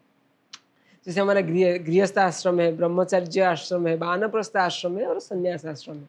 संन्यास आश्रम को सर्वोच्च माना गया है। तो संन्यास आश्रम जब व्यक्ति धारण करता है, उसका जो वाणी में वो वजन आ जाती है, वो जो बोलते हैं वो सब कोई उनको पालन करने के लिए। हाँ, साधु संत की हम वाणी को। हाँ, तो निमाई, अभी मान लीजिए निमाई घर संसार करके रहते हैं, महाप्रभु के रूप में आए हैं। अब आजकल में तो भगवान कृष्ण को नहीं बोलते हैं, भगवान कृष्ण क्या हमें बोल रहे हो, भगवान कृष्ण तो खुद शादी किए थे और हमको क्यों बता रहे हो। तो भगवान कृष्ण देखे कि मैं हर अवतार में शादी कर रहा हूँ। हाँ। लेकिन ये सन्यासी गौरव विग्रह भगवान बोल रहे हैं, अभी हम पढ़े स्टार्टिंग में, सन्यासी गौरव विग्रह में इस अवतार में मैं सन्यासी बनूंगा, सन्यास बोने के सबको उद्धार करूंगा, सबको इस हरि नाम का प्रचार करूंगा। तो इस अवतार में भगवान सन्यास रूप में इसीलिए धारण किए क्योंकि भगवान दिखाना क्या चाहेंगे, यही स्वाभाविक रूप से है। सन्यासी का जो बात है उसमें लोग बहुत गुरुत्वारोप करते हैं, यही कारण था उनका सन्यासी बनने के पीछे का। प्रभु जी, जगन्नाथपुरी महाप्रभु की लीला भूमि रही। पुरी और महाप्रभु का अटूट संबंध भक्तों के लिए क्या महत्व है? महाप्रभु के जीवन काल में 26 साल महाप्रभु पुरी में रहे। 26 साल। 26 साल। तो महाप्रभु वृंदावन भी जा सकते थे, लेकिन जगन्नाथपुरी में रहने का यही कारण है कि महाप्रभु भगवान कृष्णचंद्र महाप्रभु के रूप में किस लिए आए हैं? विरह रस को आस्वादन करने के लिए। विरह, राधा रानी और उनके भक्त लोग भगवान के विरह में ऐसा क्या सुख, क्या भक्ति मतलब क्या है? जैसे भक्त भगवान को भक्ति करता है, इसका अर्थ भक्त क्या भगवान को देख पा रहा है? नहीं। भगवान का संग कर पा रहा है? कुछ नहीं कर पा रहा है। इस जगत में वो है। राधा रानी भी भगवान कृष्ण जब चले गए वृंदावन, उसके बाद में जो राधा रानी का भक्ति और भी बढ़ी, भगवान के प्रति जो विरह भावना में राधा रानी और भी डूबी। तो वो जो विरह रस था उसको आस्वादन करने के लिए महाप्रभु भगवान कृष्ण महाप्रभु के रूप में आए। और जगन्नाथपुरी विरह क्षेत्र है। जगन्नाथ जी कौन है? जगन्नाथ जी भगवान श्री कृष्ण ही है। हाँ? लेकिन कृष्ण जी का विरह, भगवान विरह स्वरूप है भगवान जगन्नाथ। भगवान कृष्ण राधा रानी के बारे में सोचते सोचते सोचते सोचते सोचते सोचते जगन्नाथ बन गए। तो आदि गुरु श्री शंकराचार्य अपने जगन्नाथ अष्टकम में लिखते हैं, कदाचित कालिंदी तट विपिन संगीत करावो, मुदा भीरी नारी वदन कमल स्वाद मधुपः, रमा शंभु ब्रह्मा मरपति गणेशार्चित पदो, जगन्नाथ स्वामी नयन पथगामी भवतु मे। शंकराचार्य जी लिखते हैं, कदाचित कालिंदी, एक समय में कभी, यही जो जगन्नाथ, वो जो जगन्नाथ स्वामी नयन पथगामी भवतु मे, वो जो जगन्नाथ, वो मैं उनसे प्रार्थना करता हूँ वो हमेशा मेरे नयन के पथ में आए। वो भगवान कदाचित एक समय में कभी कालिंदी तट विपिन संगीत करावो, एक समय में वो भगवान कृष्ण के रूप में राधा रानी के साथ और गोपियों के साथ रासलीला करते थे।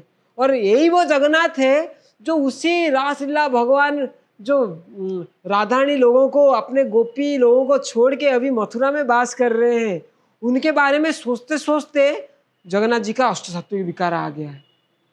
देख रहे हैं, जगन्नाथ जी का आंख बड़े बड़े हो गए। हाँ। भगवान कृष्ण, जब आप किसी के बारे में सोचते हैं, ऐसे कोई आश्चर्यजनक खबर देख लेते हैं, तो आपका आंख कैसे हो जाता है? ऐसे बड़ा हो जाता है, मुंह ऐसा हो जाता है, क्या होता है? तो ये इसमें क्या हुआ है? भगवान कृष्ण का विकार आ गया है। भगवान कृष्ण, राधा रानी मुझे ऐसे प्यार करते थे। ये तो बहुत बड़ा संवाद है, वो डेप्थ में हम नहीं जा रहे हैं, जस्ट वो ऊपर में हम ये कर रहे हैं। भगवान कृष्णचंद्र राधा रानी और गोपियों का ये जो खुद के प्रति जो प्रेम है, जब खुद का लीला रस को सुनते हैं, राधा रानी के बारे में सुनते हैं, इतने वो मुझे प्रेम करते हैं, वो जगन्नाथ बन गए। और उसी स्वरूप को नारद जी देख लिए और नारद जी भगवान से प्रार्थना की, इसी स्वरूप में आपको आना पड़ेगा। तो भगवान उनके प्रार्थना का स्वीकार करके अभी जगन्नाथ जी के रूप में अभी पूरी में पूजा पा रहे हैं। तो अभी जगन्नाथ जी तो राधा रानी को प्रेम को देखे ऐसे हो गए, तो बलदेव सुभद्रा महारानी उनको भी देखते हुए वो भी ऐसे हो गए। कोई अगर पागल है, पागल के साथ रह रहे के आप भी पागल हो जाए। तो भगवान कृष्णचंद्र राधा रानी के प्रेम में पागल हो गए, ऐसे उनका आग बड़े बड़े हो गए, वस्तु सत्य के विकार को प्राप्त हो गए। तो विरह रस को आस्वादन कर रहे हैं। आपने मेरे भक्त मुझे इतने प्रेम करते हैं, मेरा लीला ऐसा है, मेरा माधुर्य ऐसा है, उसको चिंतन करते करते भगवान क्या हुए हैं, अपने भक्ति के रस में तल्लीन हो गए।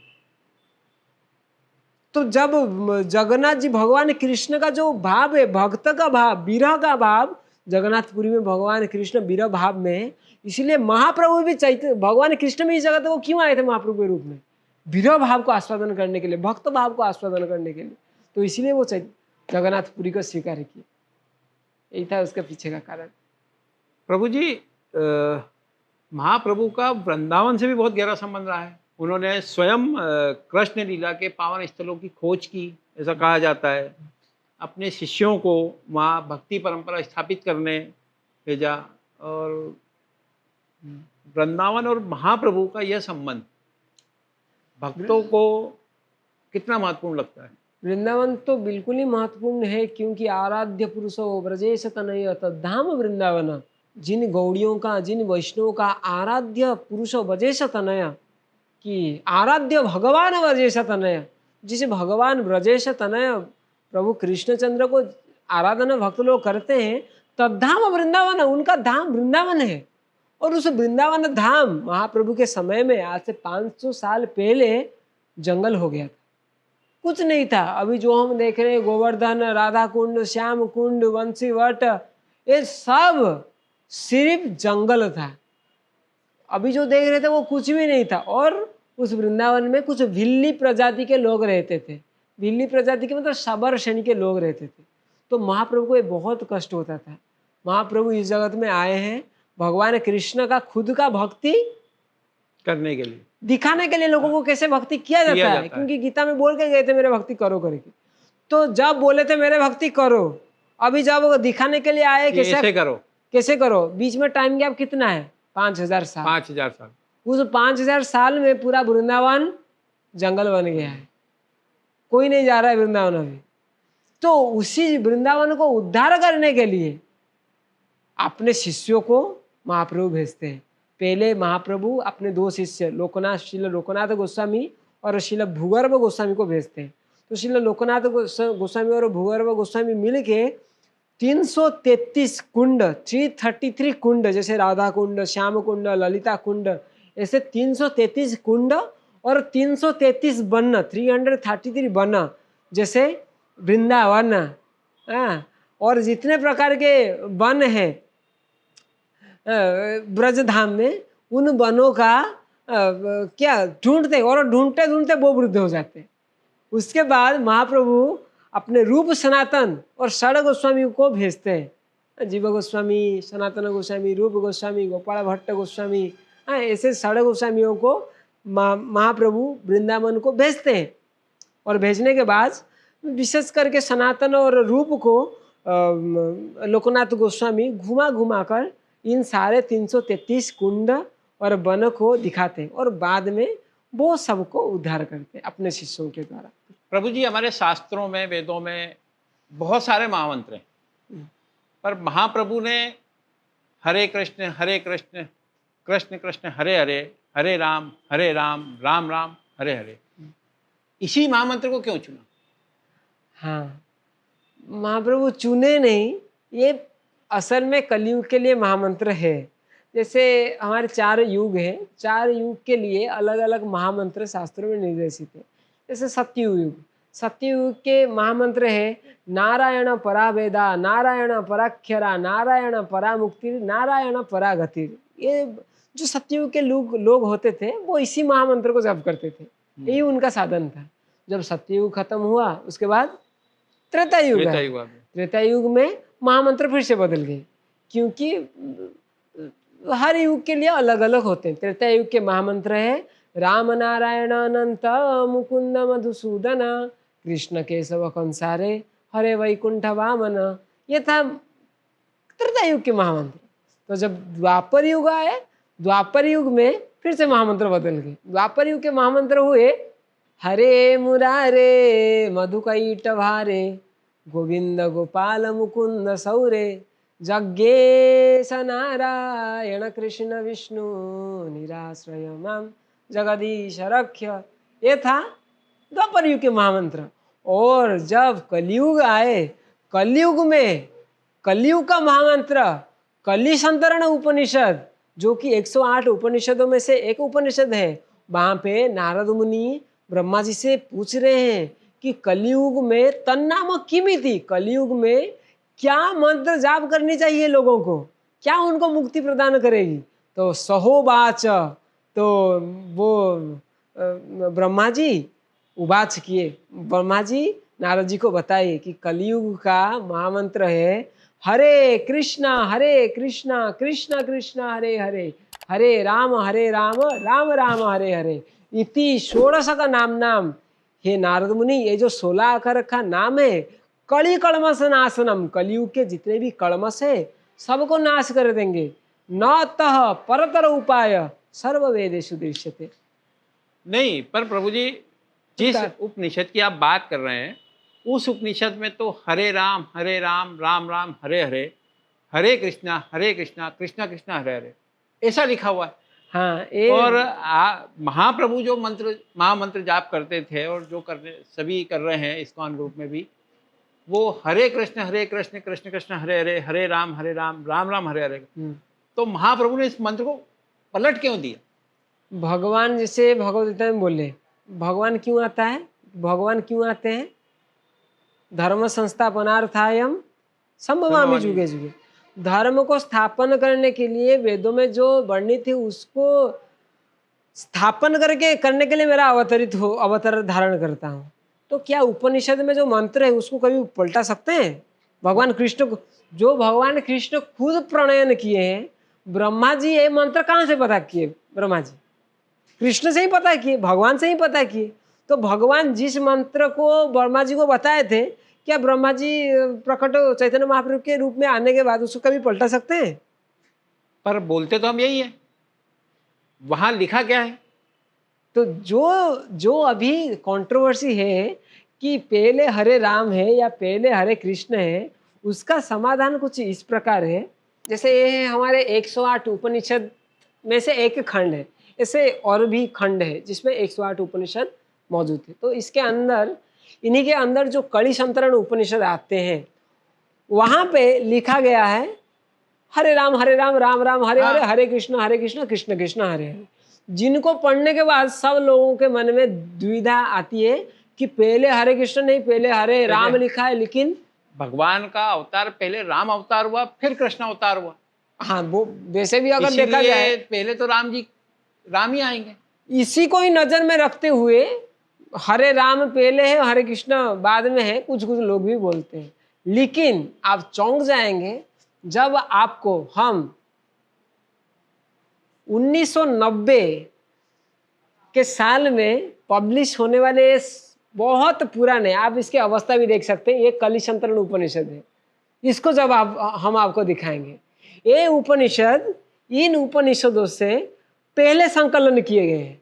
और इस उपनिषद में, इस कली संतरण उपनिषद में हरे कृष्ण मंत्र पहले है, हरे राम बाद में है। तो आप इन दोनों उपनिषद आपके पास में है, आप किनको स्वीकार करेंगे? कली संतरण उपनिषद जो हमारे 108 उपनिषद हैं, वो दो तरह के मिलते हैं। एक है नॉर्थ इंडिया के पट में, एक है नॉर्थ इंडिया साइड, एक है साउथ इंडिया साइड। तो साउथ इंडिया के, दक्षिण भारत के और जो उपनिषद मिलते हैं उनमें हरे कृष्ण पहले आता है, और जो नॉर्थ इंडिया में मिलते हैं उनमें हरे राम पहले आते हैं। तो आप किनको स्वीकार करेंगे? अभी कलकत्ता के लाइब्रेरी में जो उपनिषद में हरे राम मंत्र पहले लिखा था, उसके पिछला संस्करण में हरे कृष्ण पहले था, लेकिन चेंज हो गया हरे राम हो गया है।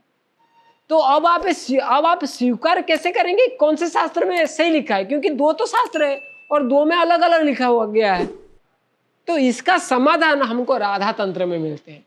राधा तंत्र करके एक और शास्त्र है जिसमें हरे कृष्ण महामंत्र का बारे में बताया जाता है, और उसमें यह है श्री गौर गोविंदार्चन स्मरण पद्धति, जिसमें ध्यानचंद्र जी राधा तंत्र से सनत कुमार संहिता से, राधा तंत्र और सनत कुमार संहिता से 2 श्लोक लाते हैं। उस श्लोक से वो प्रमाणित करते हैं कि पहले हरे कृष्ण या पहले हरे राम। तो उसमें वो बताते हैं, अभी हरे कृष्ण कृष्ण कृष्ण हरे हरे एक पद हो गया, हरे राम राम राम हरे हरे एक पद दूसरा पद हो गया। तो अभी इन दोनों का ऊपर नीचे के लिए लोगों में क्या आता है? प्रश्न आता है।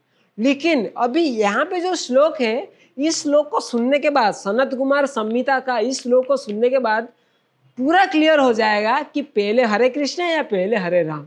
उस सनत कुमार संहिता में लिखा जाता है, हरे कृष्ण द्विरावृतौ कृष्ण तादृक् तथा हरे राम तथा राम तादृक् तथा तादृक् हरे मनु तथा तादृक् हरे मनु।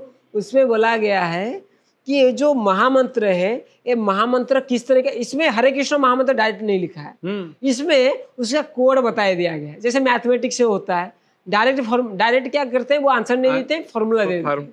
तो उस फॉर्मूला को आप अगर सॉल्व करेंगे तो आंसर आपको मिलेगा। तो ऐसे ही यहाँ पे हरे कृष्ण महामंत्र को सूत्र के आकार में दिया गया है।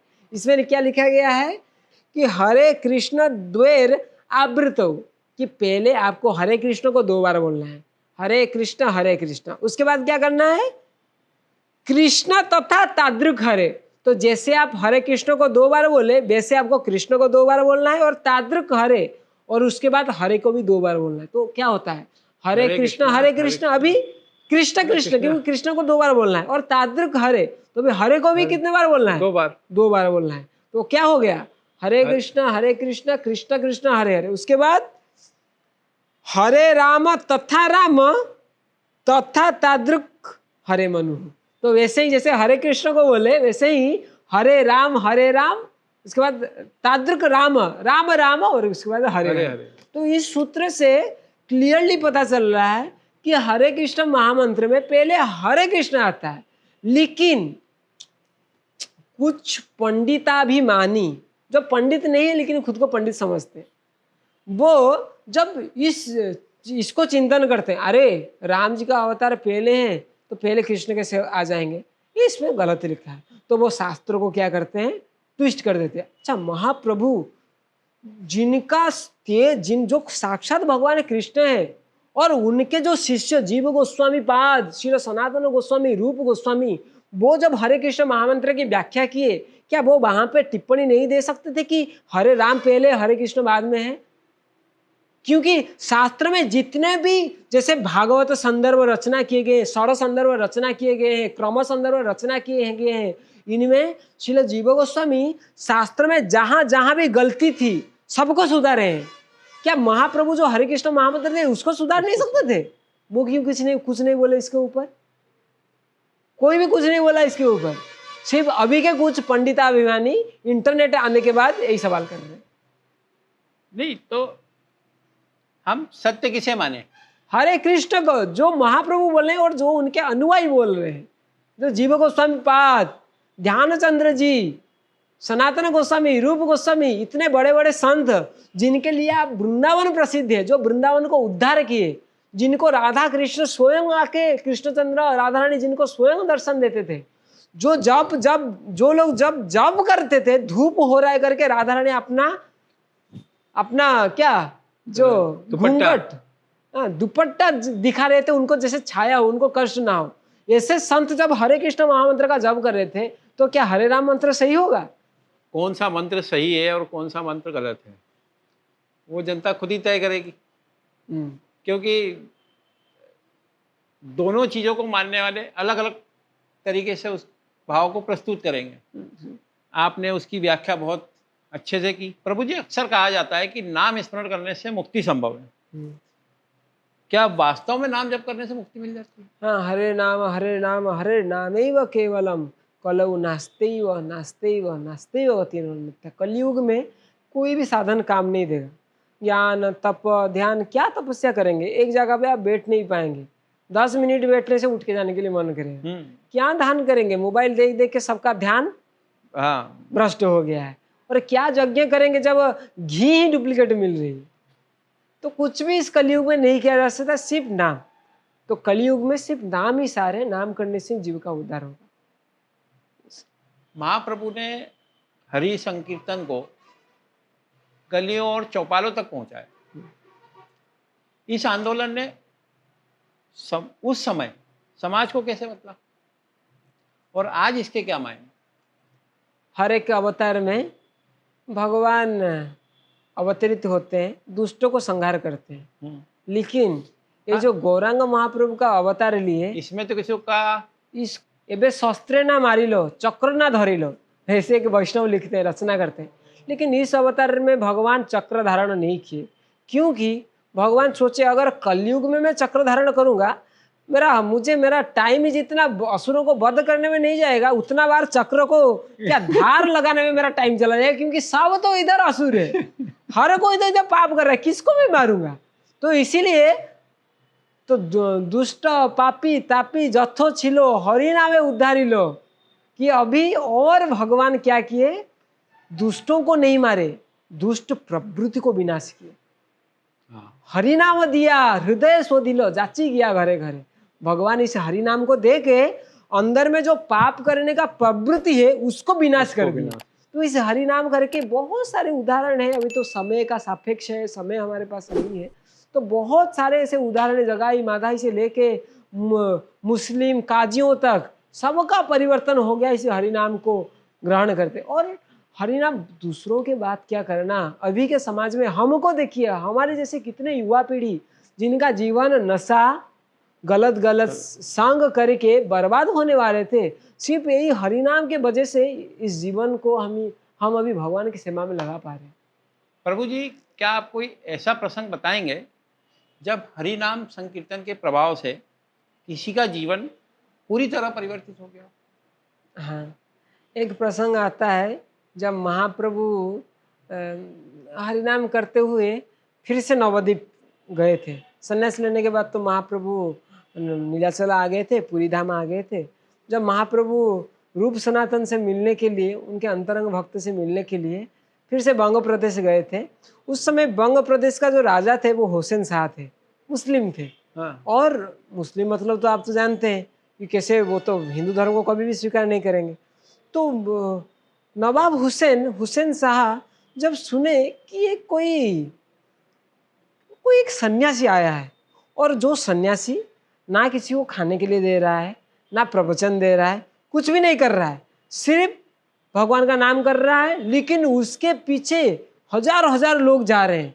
तो उस सन्यासी के बारे में जानने के लिए, वो सन्यासी एक्चुअली कौन है, क्या ऐसा वो नाम संकीर्तन करता है कि सब लोग उसके पीछे में दौड़ते हैं, तो अपना जो एक सेना था उसको भेजा, और वो सेना भी मुस्लिम था। वो जो सैनिक था वो भी मुस्लिम था। तो सैनिक जाके दूर से देख के आया महाप्रभु को, और जब वो सैनिक देखा महाप्रभु को, वो महाप्रभु का भक्त बन गया, हरिनाम सुन के।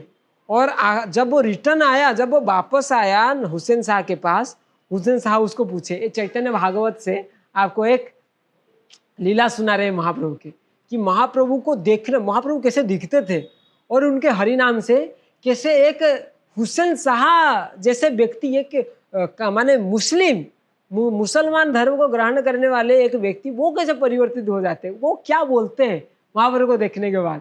तो जैसे वो सैनिक जब वो वापस आते हैं महल में, तो हुसैन शाह उसको पूछते हैं, राजा कहे कह सन्यासी, राजा कहे कह सन्यासी के मन, कि खाए कि नाम के छे देहर गठन। तो सैनिक को पूछते हैं, थोड़ा मुझे बोलो कि वो सन्यासी कैसे दिखता है, उसका नाम क्या है, और वो क्या करता है। तो वो क्या कुछ लोगों को कुछ पैसा देता है, इसीलिए लोग बाग उसके पीछे में इतना दौड़ते हैं, क्या करता है वो।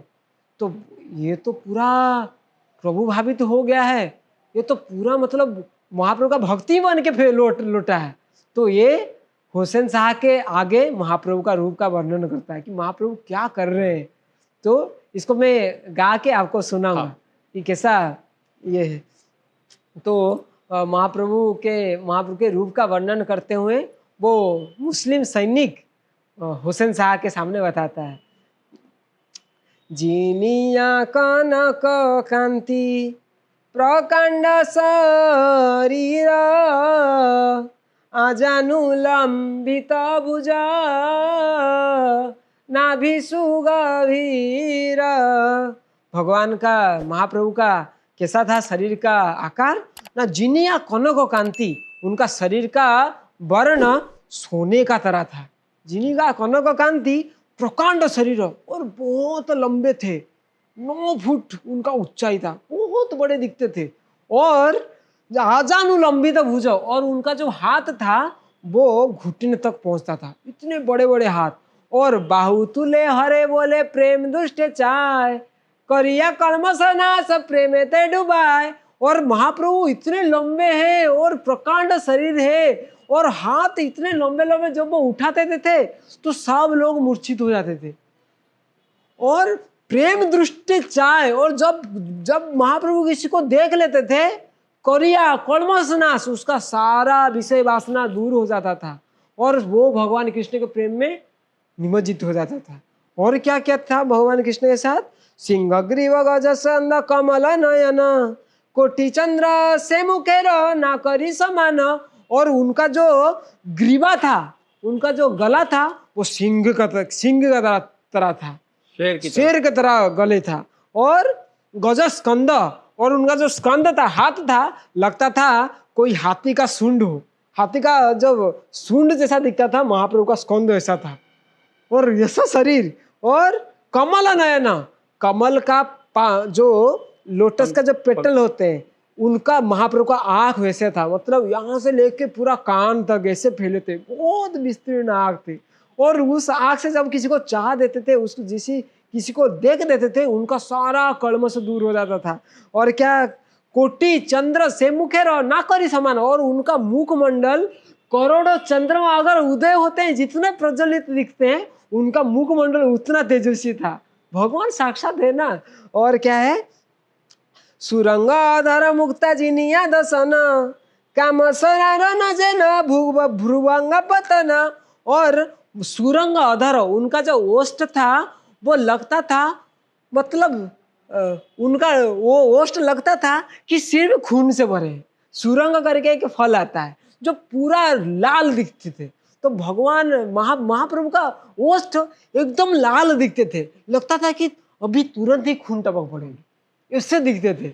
और मुक्ता जिनिया दसन, और जब महाप्रभु हंस देते थे, जब महाप्रभु क्या मुस्कुराते थे, तो उनका दांत लगता था कि मुक्ता, क्या दांत नहीं, वो मुक्ता है, इतने सफेद दिखते थे। और कामसरानन जेन भ्रुवंग पतन, और महाप्रभु जब किसी को तिरछी नजर से देख देते थे, तुरंत उसको लगता था मुझे कामदेव ने क्या सर मारे, कामदेव ने अपना सर से मुझे घायल किए। लेकिन कामदेव के सर से लोग व्यक्ति तो कामासक्त हो जाता है, लेकिन महाप्रभु का जो दृष्टि है, काम दृष्टि वो नहीं है। महाप्रभु का जो काम दृष्टि से व्यक्ति भगवान के प्रेम से वशीभूत हो जाता था।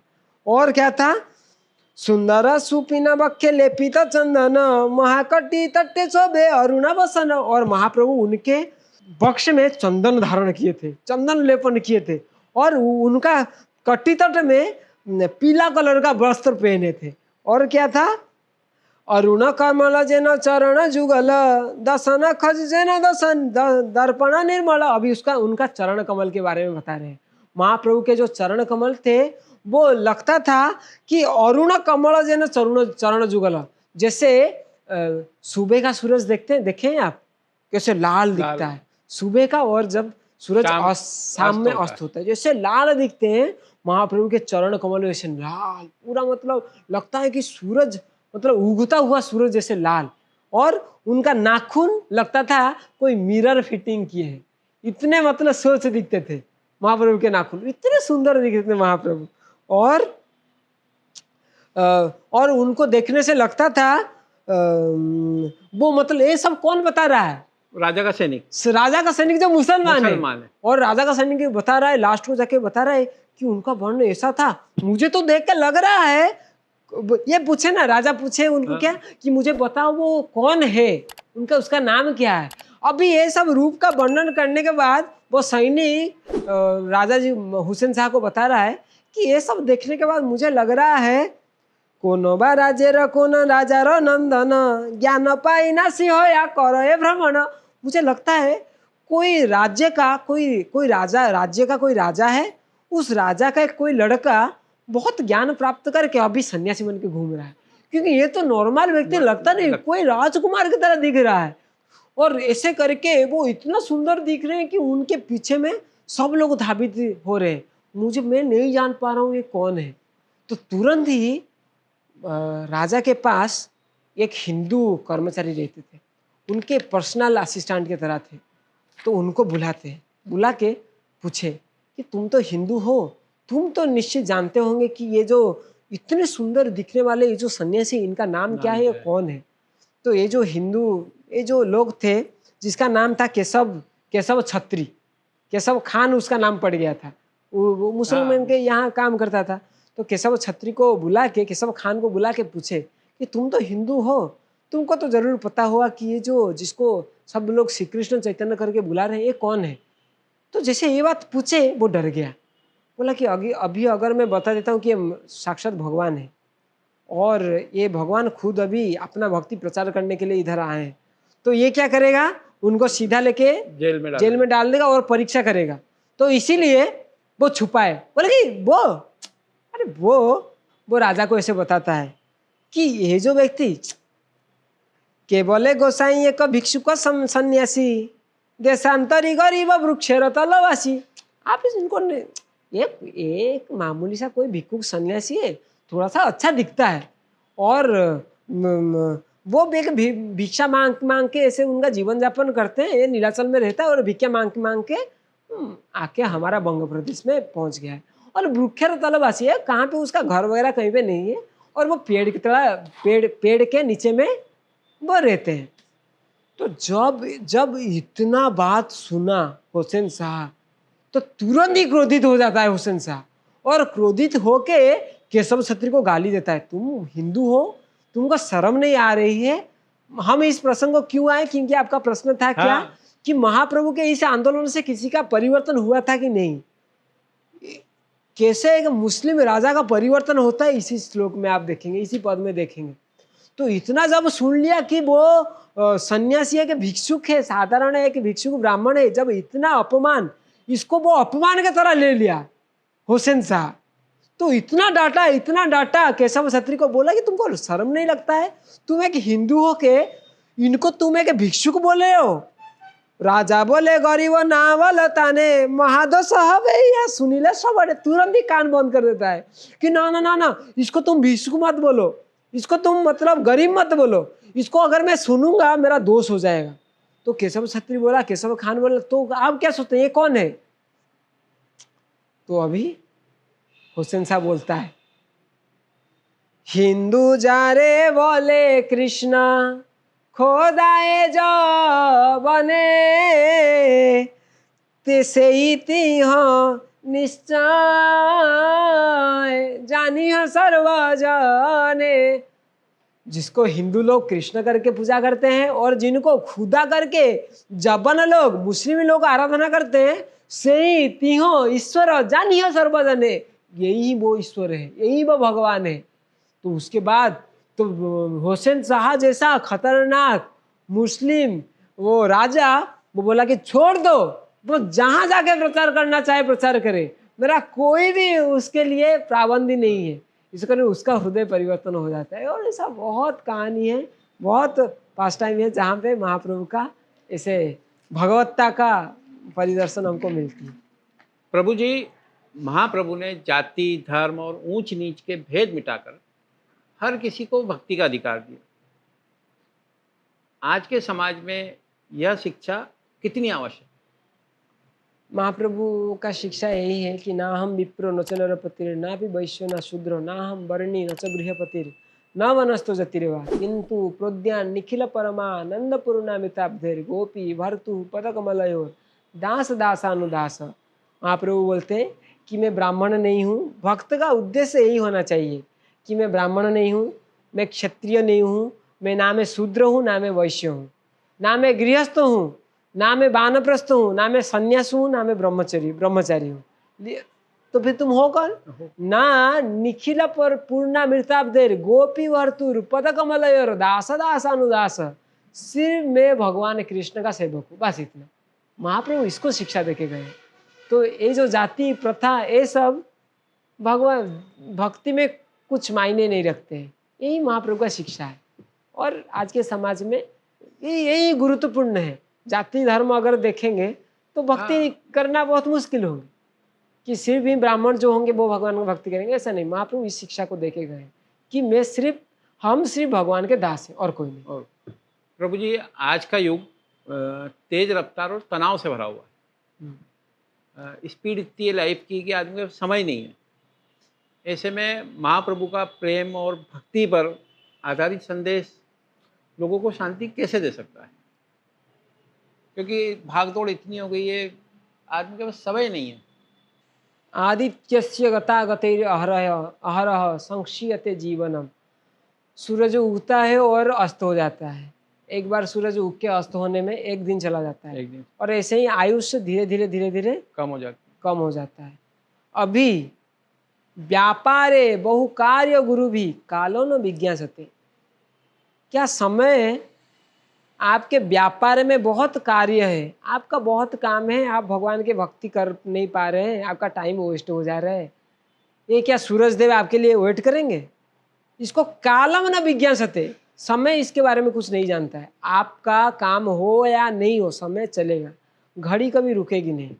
तो समय निकालना पड़ेगा, नहीं तो समय आपको इस संसार से निकाल देंगे। ऐसे अनंत जन्म से हम इस संसार में है, बहुत सारे कार्य कर रहे हैं, बहुत हमारा समय नष्ट हो गया है।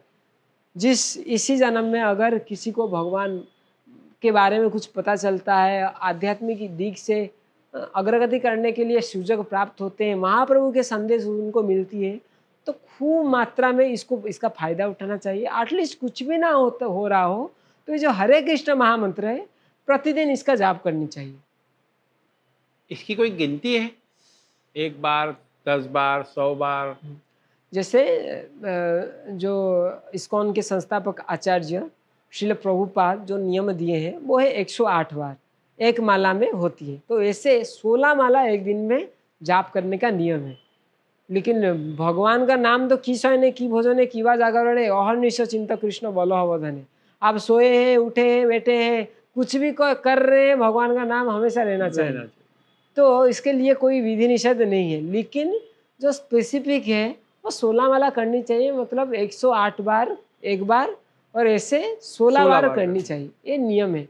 उसमें से कोई व्यक्ति जितना बार करे, 108 बार करना एक स्टैंडर्ड है। प्रभु जी, इस्कॉन को महाप्रभु जी की परंपरा का संवाहक माना जाता है।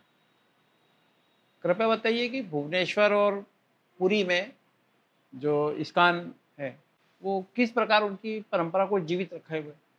श्रील प्रभुपाद बोलते थे ISKCON is Chaitanya Mahaprabhu movement. जो इस्कॉन है ये चैतन्य महाप्रभु का आंदोलन है, जिसको महाप्रभु का यही इच्छा था कि पृथ्वीते आछे जत नगर आदि ग्राम सर्वत्र प्रचार हईबे को मोर नाम। ये जो हरे कृष्ण महामंत्र है ये पूरे पृथ्वी में जितने ग्राम जितने नगर है हर जगह में प्रचारित होंगे। तो इसको साकार किए इस्कॉन के संस्थापक आचार्य अभय चरणारविंद भक्ति वेदांत स्वामी प्रभुपाद ने। प्रभुपाद जी अपने 70 साल की उम्र में बहुत सारे मुश्किलों को सामना करते हुए विदेश के भूमि से इस हरे कृष्ण महामंत्र को, इस इस्कॉन जो अंतर्राष्ट्रीय कृष्ण भावनामृत संघ है, इस आंदोलन को शुरू किए। और विशेष करके इस्कॉन मतलब यहाँ पे महाप्रभु का जो आंदोलन है, हरे कृष्ण महामंत्र है, इसी को ही प्रचारित किया जाता है। तो इस्कॉन सिर्फ भुवनेश्वर या पुरी नहीं, हर विश्व में कहीं पे भी इस्कॉन का कोई भी मंदिर है वहाँ पे महाप्रभु का ही जो आंदोलन है इसी को ही किया जाता है, और इसको छोड़ के और कुछ भी नहीं होता है। प्रभु जी, इस्कॉन कितने देशों में स्थापित है और लगभग ये वैश्विक स्तर पर महाप्रभु का जो संदेश है वो किस प्रकार पहुंचा रहा है? इस्कॉन लगभग हर एक देश में स्थित है, ऐसा गिनना मुश्किल है, लेकिन लगभग हर देश में इस्कॉन है। और भारत में कितने होंगे? भारत में तो 1000 से ज़्यादा है, सेंटर इस्कॉन के 1000 से ज़्यादा है भारत में। प्रभु जी, इस्कॉन में फूड फॉर लाइफ कार्यक्रम लाखों लोगों तक भोजन की सेवा पहुंचा रहा है। क्या ये सेवा महाप्रभु के करुणा संदेश का विस्तार है? हाँ, महाप्रभु यही बोलते थे कि जीवे दया नामे रुचि सर्व धर्म सार। सारे धर्मों का, सारे शास्त्रों का सार यही है कि जीवों के प्रति दया करो और नाम में रुचि लाओ। जीवों के प्रति दया, उनको आहार देके, आहार हम नहीं दे रहे, प्रसाद दे रहे हैं। आहार देने से तो जो उदर का जो भूख है, उदर का कष्ट मिटता है, लेकिन प्रसाद देने से जन्म जन्मांतर का जो कष्ट है, कलमश है, वो नाश होता है भगवान का प्रसाद पाकर। तो ये महाप्रभु का ही इच्छा है और प्रभुपाद जी का इच्छा था। प्रभु जी, आज की जो युवा पीढ़ी है वो टेक्नोलॉजी और भौतिक जीवन में उलझी हुई है। ऐसे युवाओं के लिए इस्कॉन किस प्रकार हरिनाम संकीर्तन और महाप्रभु की शिक्षाओं का कैसे प्रासंगिक बना रहा है उनको? जैसे कि स्कूल और कॉलेजेस में इस्कॉन के द्वारा हर वीक में प्रोग्राम किए जाते हैं, उनको प्रेरणा दिए जाते हैं, मंदिर में बुलवाया जाता है। मंदिर में भी हर रविवार, सैटरडे संडे दोनों ही दिन यूथ्स के लिए सेपरेटली क्लासेस होते हैं। सेपरेटली उनको कैसे वो अपने जीवन में जो समस्याएं आ रहे हैं उसको घटा सके और कैसे हरिनाम में उनका रुचि हो, क्योंकि एक बार अगर कोई हरिनाम जाप करता है, धीरे धीरे अंदर में जितने भी खराब चीज़ें हैं वो सब नष्ट हो जाते हैं। तो ऐसे करके उनके ही लैंग्वेज में, साइंटिफिक वे में भक्ति को प्रेजेंट कर रहे हैं उनके पास जाकर। तो इसके तरफ बहुत सारे हाँ, प्रयास प्रचेष्टा प्रयास कर रहे तो ये भुवनेश्वर में होता है या सभी दूर? हैं। हर इस्कॉन सेंटर में सब होता है। जैसे प्रभु जी की भविष्यवाणी थी कि हर नगर, हर गांव, हर चौपाल में हरे कृष्ण नाम संकीर्तन होगा। इस्कॉन किस तरह उनकी इस भविष्यवाणी को पूरा कर रहा है और आने वाले वर्षों में उसके लिए उनकी क्या दृष्टि है? वो तो अभी दिख ही सकता है आपको, क्योंकि हर गली जहाँ पे भी आप जाइए, हाँ, किसी भी शहर में जाइए, इस्कॉन सेंटर आपको मिलेंगे। उड़ीसा में ही देखिए कितने, उड़ीसा में आप किसी भी शहर को जाइए, हर एक सेंटर है। तो ये तो और वो कर रहा है, इसका प्रमाण है कि है हर चार जगह में। प्रभु जी, हमने पूरे पॉडकास्ट में चैतन्य महाप्रभु को लेकर, इस्कॉन को लेकर बहुत सारे सवालों पूछे जिनके आपने जवाब दिए। कुछ व्यक्तिगत सवाल पूछना चाहूँगा आपसे। क्या आपके जीवन में कोई ऐसा अनुभव आया जब हरे कृष्ण मंत्र ने आपको कठिन समय में मार्गदर्शन दिया? हर समय में हरे कृष्ण महामंत्री हम मार्गदर्शन दे रहे हैं। क्योंकि हरे कृष्ण महामंत्र के जाप करने के अलावा और कोई मंत्र हमारे पास है ही नहीं जिनका हम जाप करें। तो हर एक समय में ऐसा पर्टिकुलर मेंशन करना तो या कोई दृष्टता ऐसा होगी। वाक्य कि यार उस समय उस मंत्र ने मुझे बहुत, या कभी नेगेटिविटी में गए हो आप, हम्म। ऐसा कोई वाक्य या प्रसंग हो आपसे जुड़ा हुआ, ऐसी कोई घटना?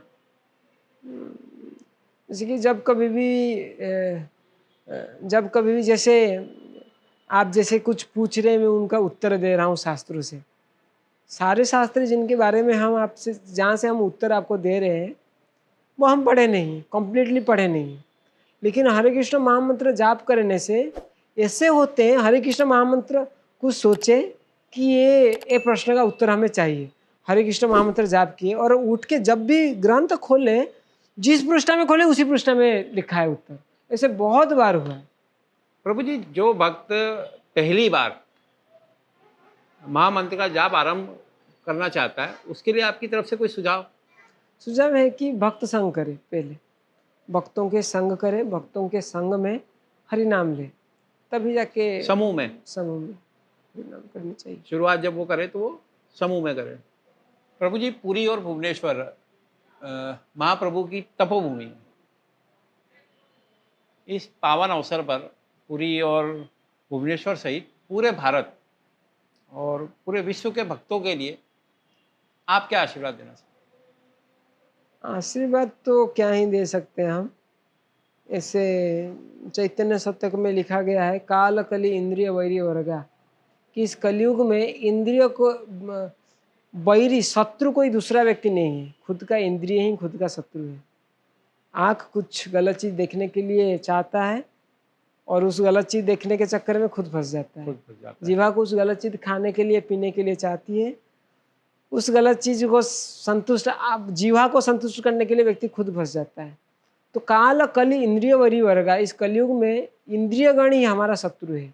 और शिव भक्ति मार्गो एवं कंटकोटि रुद्धाम, और ये जो भक्ति पथ है ये कोटि कंटक से रुद्ध है, बहुत मुश्किलें इधर आते हैं। हाँ हाँ कुजामी विकलम किमम करोमि, इस परिस्थिति में मैं कहाँ जाऊँ, क्या करूँ, चैतन्य चंद्र यदि कृपा न करूँ से, यदि चैतन्य महाप्रभु की कृपा मेरे ऊपर ना हो तो मैं कहाँ जाऊँगा, क्या करूँगा। तो सारे भक्तों को यही निवेदन है कि आपको जब भी हर समय आप गौर नित्यानंद को प्रार्थना करिए, महाप्रभु को प्रार्थना करिए कि इस कलयुग में और कोई भी आपको इस भवसागर से मुक्ति देके नहीं ले सकते, सिर्फ महाप्रभु। क्योंकि भगवान इस कलयुग में महाप्रभु के रूप में महावदान्य स्वरूप में आए हैं सिर्फ हमको उद्धार करने के लिए। तो आप सबसे निवेदन है, विनती है कि आप महाप्रभु का स्मरण करिए, उनको प्रार्थना करिए, आपका जीवन निश्चय भक्तिमय हो जाएगी। प्रभु जी खूब शानदार, आपका बहुत सारा समय दिया। प्रभु जी आपने हमें महाप्रभु के जीवन, उनके महामंत्र, समाज के लिए उनके संदेश और अपने अनुभव का गहरा परिचय दिया। हम आपका हृदय से आभार व्यक्त करते हैं और श्रोताओं से निवेदन करते हैं, हरे कृष्ण महामंत्र का स्मरण अवश्य करें। हरे कृष्ण कृष्ण कृष्ण हरे हरे, हरे राम राम राम हरे हरे। जय श्री कृष्ण।